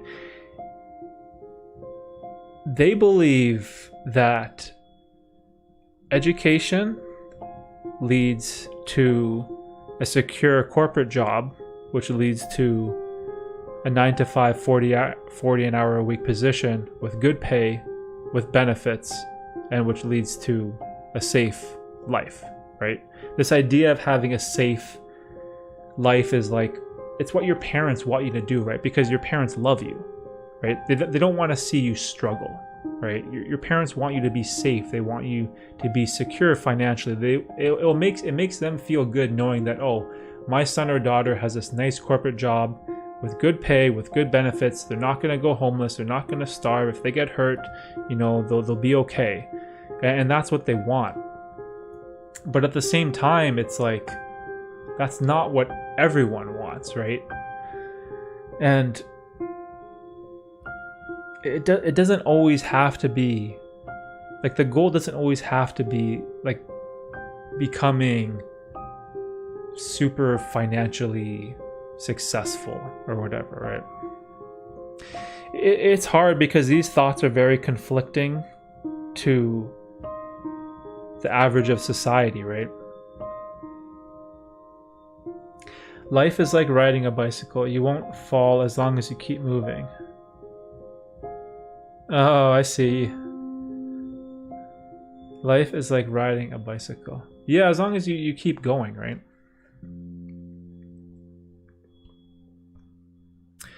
What's your goal in life? Okay, so yeah, I do have a goal. And most people find this question very trite, I guess, or cliche. And I realized this when I turned 35, right? So right now I'm 36, and when I was 34, I was turning 35, and I realized, like, you know, shit, if I double my age, right, I'm gonna be 70. And when you're 70, you're nearing the end of the average lifespan of someone who lives in Canada. We're not nearing the end, but, like, you know, you're getting closer to it. So I was like, okay, so I basically sort of have lived half my life. Assuming I do live to 70, I only have another 35 years left, right? And then I stopped and I asked myself, you know, like what makes me happy, right? Like, what brings me joy inside? Because that old saying that, you know, life is short, it is extremely true once you get older. And when I was in my teens and in my 20s, I was like, yeah, I'm young, I have lots of time. I didn't really think about that. But now it's like, man, the time you spend on Earth is so short. It's like a tiny little blip in history. You're here for like a blink of an eye, and then you're gone, right? And I was like, why do I care what other people think of my clothes? Why do I care so much about what car I drive or what my status is at my company? Like, why do I care about all these stupid things? If, like, my life is so short, right? I want to do what I love. And I was like, well, what do I love to do? Like, what makes me happy, right? And what I realized is what makes me really happy is not just bettering my life, but also bettering my life and hopefully influencing someone else, right? It's this idea of leaving the world a better place than you found it. And I was like, wow, I spent 35 years doing what? Procrastinating, you know, wasting my life away, just, you know, living an uninspiring life, doing nothing. Like, I was just playing video games and basketball, watching movies. Like, I wasn't doing anything that, like, added to society. I was a consumer, right? I was someone who consumed things. I consumed entertainment, I consumed information, I consumed food, and all I would do is consume, but I never gave back to the world in any way, right? So I was like, let's change that, right? Let's create. Let's do something. Let's add something to the world. And that was when I found cameras, right? And I was like, I never liked cameras before. I never liked photography, like, none of it. And then it, like, sparked something inside of me that, like, oh, this is an object. Cameras are a tool that I can use to share these self-development ideas that I love to do, and I can maybe share it with, like, the world, and maybe it could help someone else, right? And then there was a time, maybe a couple months after I turned 35, I was at my day job where I'm a courier, working for FedEx, so I'm, like, driving a truck around, you know, and I was just driving around. And I was like, what am I doing? You know, like, do I want to do this the rest of my life, right? And then I realized there are these times on the weekends where I wake up at, you know, 5 a.m., no alarm clock, and I'm so excited to start my day and film a YouTube video or go out and, you know, shoot some B-roll or write a bunch of ideas for a script. And I was like, wow, this is like what I love to do. Like the act of content creation is, like, what I love. And then I was like, okay, this goal that I have, it's not a financial goal. It's not a goal to be famous, right? It's this goal to be the best person I can be, you know, and better other people's lives in any way that I can. If it's only my wife or my daughter or my brother or parents, then that's great. But if it's also other people too, it's obviously I'm nowhere close in terms of intelligence to someone like Elon Musk, for example, who's making a huge impact on the world for billions of people, right? But maybe I could impact a couple people somewhere, and that would make me really happy, right? So it might sound very trite and cliche, but I have this goal of just, becoming the best person I can be, and then, leaving the world a little bit better in some way, right? In any way I could. Because all I've done is consume for 35 years, but now the next 35 years, I'm going to create. I'm going to give back from all those years of consuming. So that's the goal. It's sounds weird, but that's the best way I can describe it. If you could talk with the teenager Derek, what advice would you tell him? I actually thought about this before, and there's two very simple concepts that I would love to just tell the teenage version of myself. And the first thing is, do things that make you uncomfortable.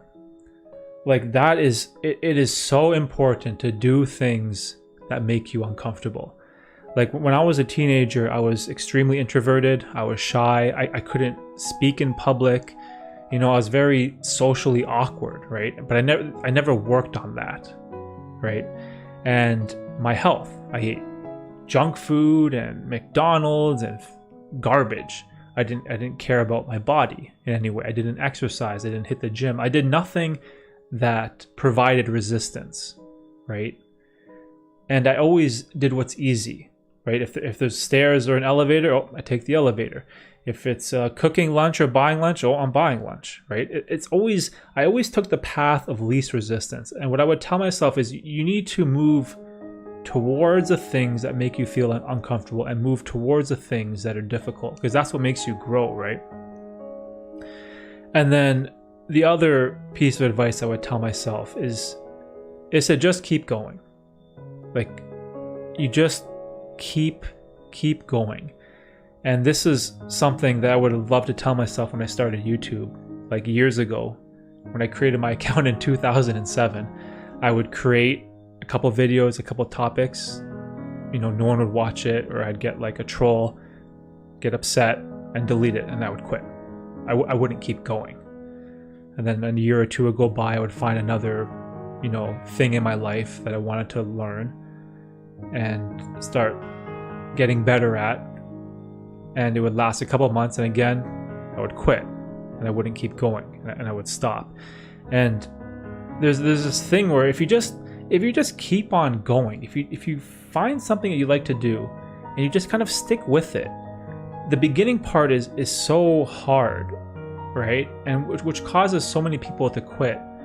And this happened to me with so many jobs in my life, so many different, types of post-secondary educations I tried to pursue, that I would start something, give it a couple months, and when it wouldn't work out for me, I would give up and quit. And it's like, you gotta keep going. You just gotta, don't quit. You just gotta, I don't know how else to put it, but it's like, if you move towards the difficult and do what's uncomfortable, and you don't give up, then so many good things happen to you.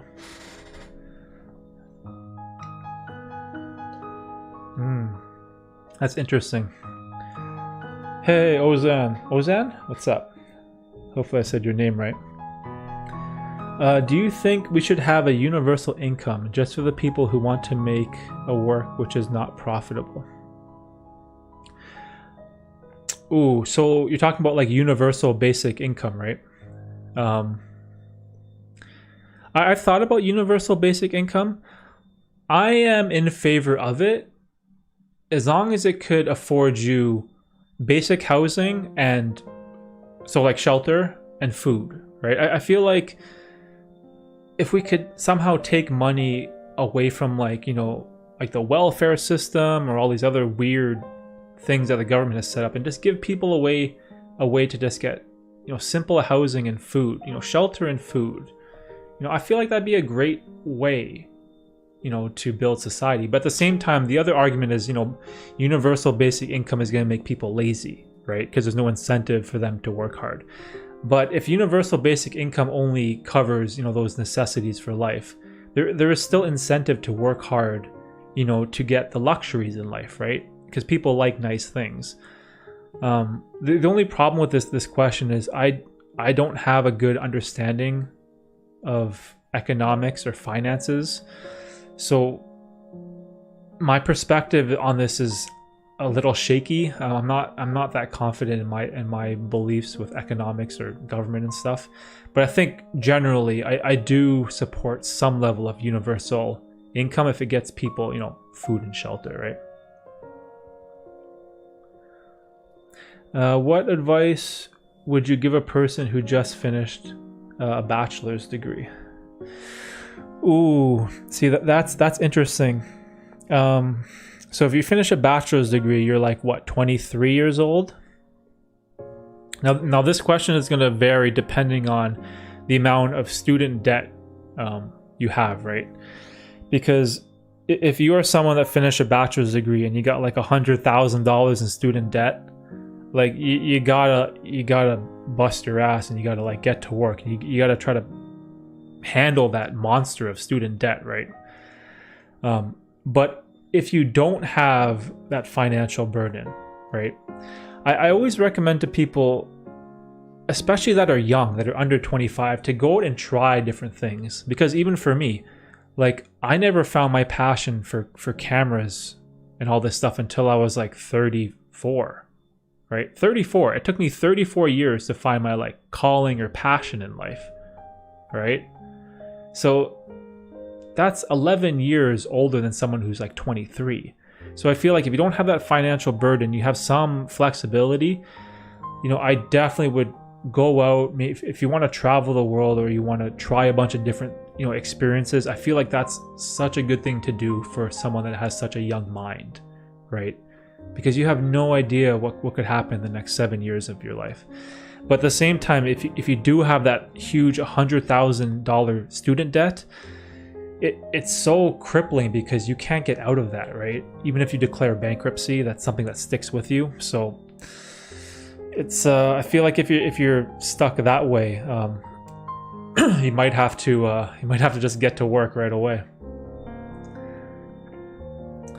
Do you remember me from Twitch? Oh, were you at one of the Twitch streams? I kind of went away from Twitch. Ozan? Hopefully I said that right.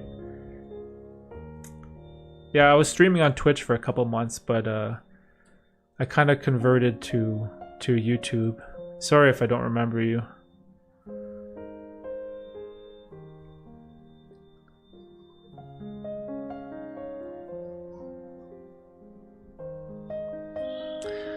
I can't quite grasp the idea when you say I don't want to care about what people think about me, but at the same time you say I want people to notice that I left a mark. Yeah, it's kind of like in the end, when I'm dead and I'm gone, I want to leave like a positive like influence, right? Like when I'm gone. But while I'm still here, I try not to let what other people think, what the opinions that other people are, because it affects my decision making, if that makes any sense, right? It's like I was so obsessed about the opinions of others when I was younger. I was afraid of, you know, what clothes I wear, how I looked, my appearance, what people would think of me, that it affects my actions in a negative way. And you know, I try my best to not care of other people's opinions, but it's almost impossible to, you know, to not care completely, right? Again, it's a contradiction, right? There is definitely some type of flaws in my thought process there. I'm still conflicted with, you know, trying to follow these things that I believe in. But yeah, the best way I can say it is like, when I'm gone, I hope that people will care that I did something, whereas while I'm alive, I try not to care as much so it doesn't affect me. I don't know, sorry for the bad answer. Hey, Batiste! Oh no! Damn, I'm so late, but I'll watch a replay. Hey, it's all good. How you doing? How's France, right? Yeah, we were just talking about some life advice. You know, finding your passion and having an end goal, and I'm kind of conflicted with my thoughts. They're kind of overlapping and contradicting each other, as Jimmy pointed out, which is good. Because it's hard too, right? These are very difficult things to figure out. You know, and I'm still working on them too, right?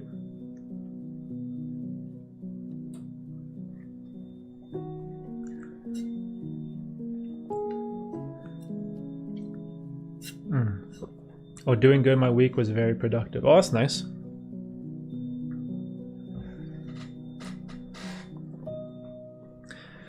Yeah, like when you have those super productive weeks, it feels good, right? You get so much stuff done. I've had a very productive past couple weeks when it comes to like my workouts. Like I put a lot of emphasis on my health recently, and trying to like revamp my workout schedule and routine, and also my diet. That I've had, I think, 3 straight weeks now where I worked out 5 days a week, whereas before I kind of saw it dip below to like 2 or 3 workouts a week. And I noticed that, and I was like really working on bringing my standard back up. And I made a video about this. I think it was called "Why Inconsistency is Ruining My Life." I noticed that my productivity started to fall off, and some of my old bad habits started to resurface. And I was looking at like the log of my workouts, and I was like, man, what is this? Like, what am I getting lazy? I only exercised twice this week, and the next week 1, and the week after that 3. That these past 3 weeks, I really put a strong emphasis on, you know, getting my exercise in.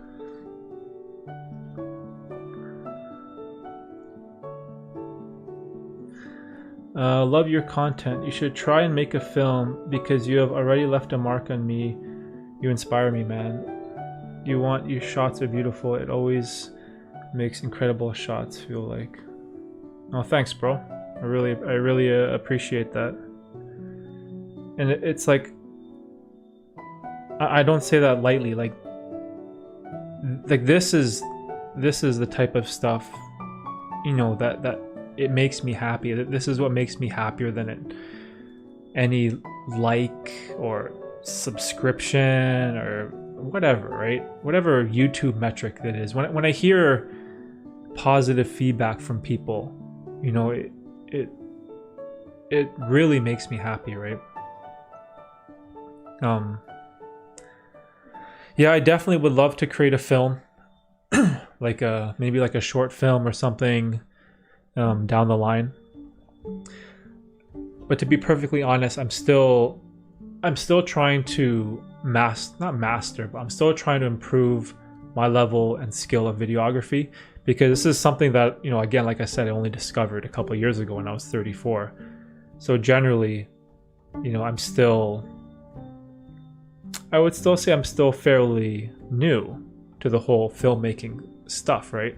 And I have put an extreme amount of work and effort into it, you know, to kind of improve and get better and learn about filmmaking and storytelling, that down the road I would love to do, you know, like a bigger project. But I think I'll do that like when I'm ready, you know, if that makes sense. I'm watching a Netflix film. I would love to see one of your films, just saying. Yeah, dude, that would be, oh man, if I could make like a Netflix documentary one day about all these strange things that I do that improve my life, like that would be awesome, you know? And because a lot of these things are strange too, right? At what age did Guillermo del Toro start making films? Oh, no idea. Let's Google that.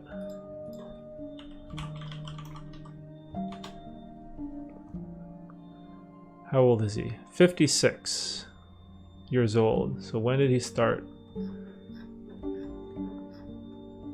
His first film was 1993. So 93, he was 29. So 29 years old.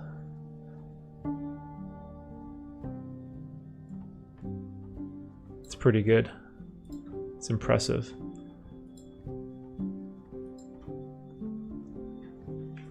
Oh yeah, and also I should mention that I have like a friend and a mentor who kind of like teaches me the whole like videography stuff, and his dream is to one day create a Netflix documentary, and not to just like piggyback or copy his idea, but I would love to do that too in the future. And it's not just because it's Netflix, but like the challenge. Like I would really love to embrace that challenge of doing like, you know, a big project, and, you know, making that commitment to something, you know, that I would feel completely out of my comfort zone, you know, like making a 1 hour ish documentary. That'd be amazing. But at the same time, you know, when I'm ready, when I keep improving, and I can hopefully get to a place, you know, that down the lines where I could do something like that, that'd be cool.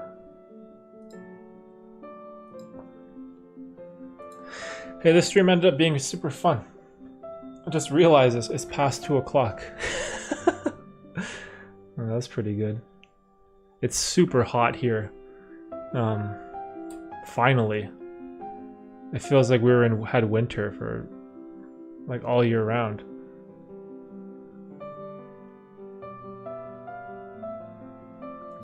Oh, that's how you discovered my channel, Baptiste? The Jocko 4:30 a.m. routine. I'm not into personal development YouTube content, but I really appreciate all the ideas and point of view you bring to your videos. Yeah, because you know what I find in YouTube? I find a lot of videos of people telling you to do stuff, or telling you what's the best. Whereas I'm kind of like, I'll do something weird, like do a 4:30 a.m. routine, or eat kiwis all the time, or take cold showers, or wear the same clothes. I do all these strange things, right, that aren't really considered normal. But I'm not saying that you have to do it too. I'm not saying these are the best ways to live your life. But I like to share the value that I gain from them, right? And share like what perspective that I've learned from doing these bizarre, I guess you would call, experiments, right? And I kind of find that enjoyable, you know. It's fun. And the Jocko one, I remember doing that one. That one was hard because you had to wake up like at 4:15, and then I have to work out like in my basement at 4:30 in the morning. And you know, if you wake up at 4:30 in the morning, you got to go to bed at like 9 p.m. the night before, and that, like, even just that is hard, going to bed that early. And just trying to get your body to work out first thing in the morning at like 4:30 a.m. is so difficult. And I was just like, oh man, this is horrible. Right? I wanted to quit on the first day. I didn't even want to continue doing the video. But this goes back to this idea that I would tell my younger self, where, you know, do things that make you uncomfortable. Do things that are difficult, that makes you struggle, because you learn and you grow from that, right? And that's what I kept telling myself. Just keep doing it. Just keep going, right?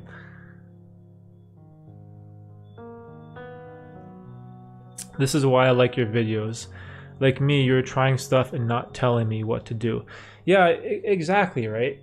Like I can state all the benefits that I've gained from cold showers, right? But and if you don't think cold showers are good, or if this is something that you disagree with me, like I'm on board. Like I'm all for it, right? I'm not saying that this is the only way that you should live your life, or this one path of doing things is correct. It's not. That's not how I think.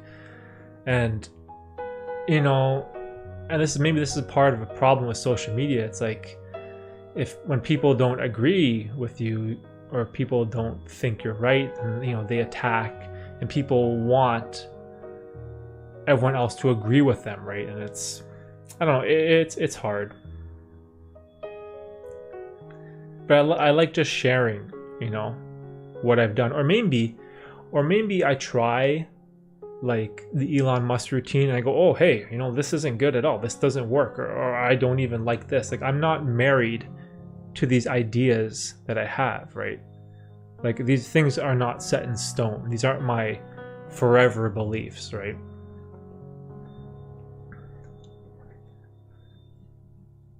But I definitely want to keep up experimenting with strange things. Like even my next video that I'm working on right now, it's way outside my comfort zone. It's like a vlog. I did a daily, I vlogged an entire day. And I was so uncomfortable on camera, like just out in public holding my camera like this, right? Like I was out, people watching me, I'm out in the park, going like that, and it was such a struggle making that video. And I'm editing it now, and I'm just like, man, this isn't that good, right? But I feel like it's valuable for me to kind of experiment with all different types of storytelling and filmmaking, and maybe I might find a nugget of gold in there somewhere, right? So I think that video is going to come out mid next week. So yeah, if you guys see a super strange video that's a vlog, don't worry, it's just an experiment. And we'll see how it goes. All right, I think that was pretty good. What did we do? 2 hours, 10 minutes? All right, guys, I think I'm gonna call it for today. I'm gonna end this stream shortly. Thanks to everyone that came by and to chat and ask questions and share their thoughts and perspectives and insight. As I gain value from this as well, right? Like hearing the feedback and comments that you guys give me, it makes my brain work, and it makes it turn at a different gear, and it makes me see things in a way that I might not have considered by myself, right? So hopefully you guys gain something of value from this stream, as I definitely know that I did too. So all right, guys, everyone, whoever's still watching, Batiste, Jimmy, all you guys, Jose, thanks for stopping by, and have a good day, good weekend, and I'll see you in the next stream. Peace.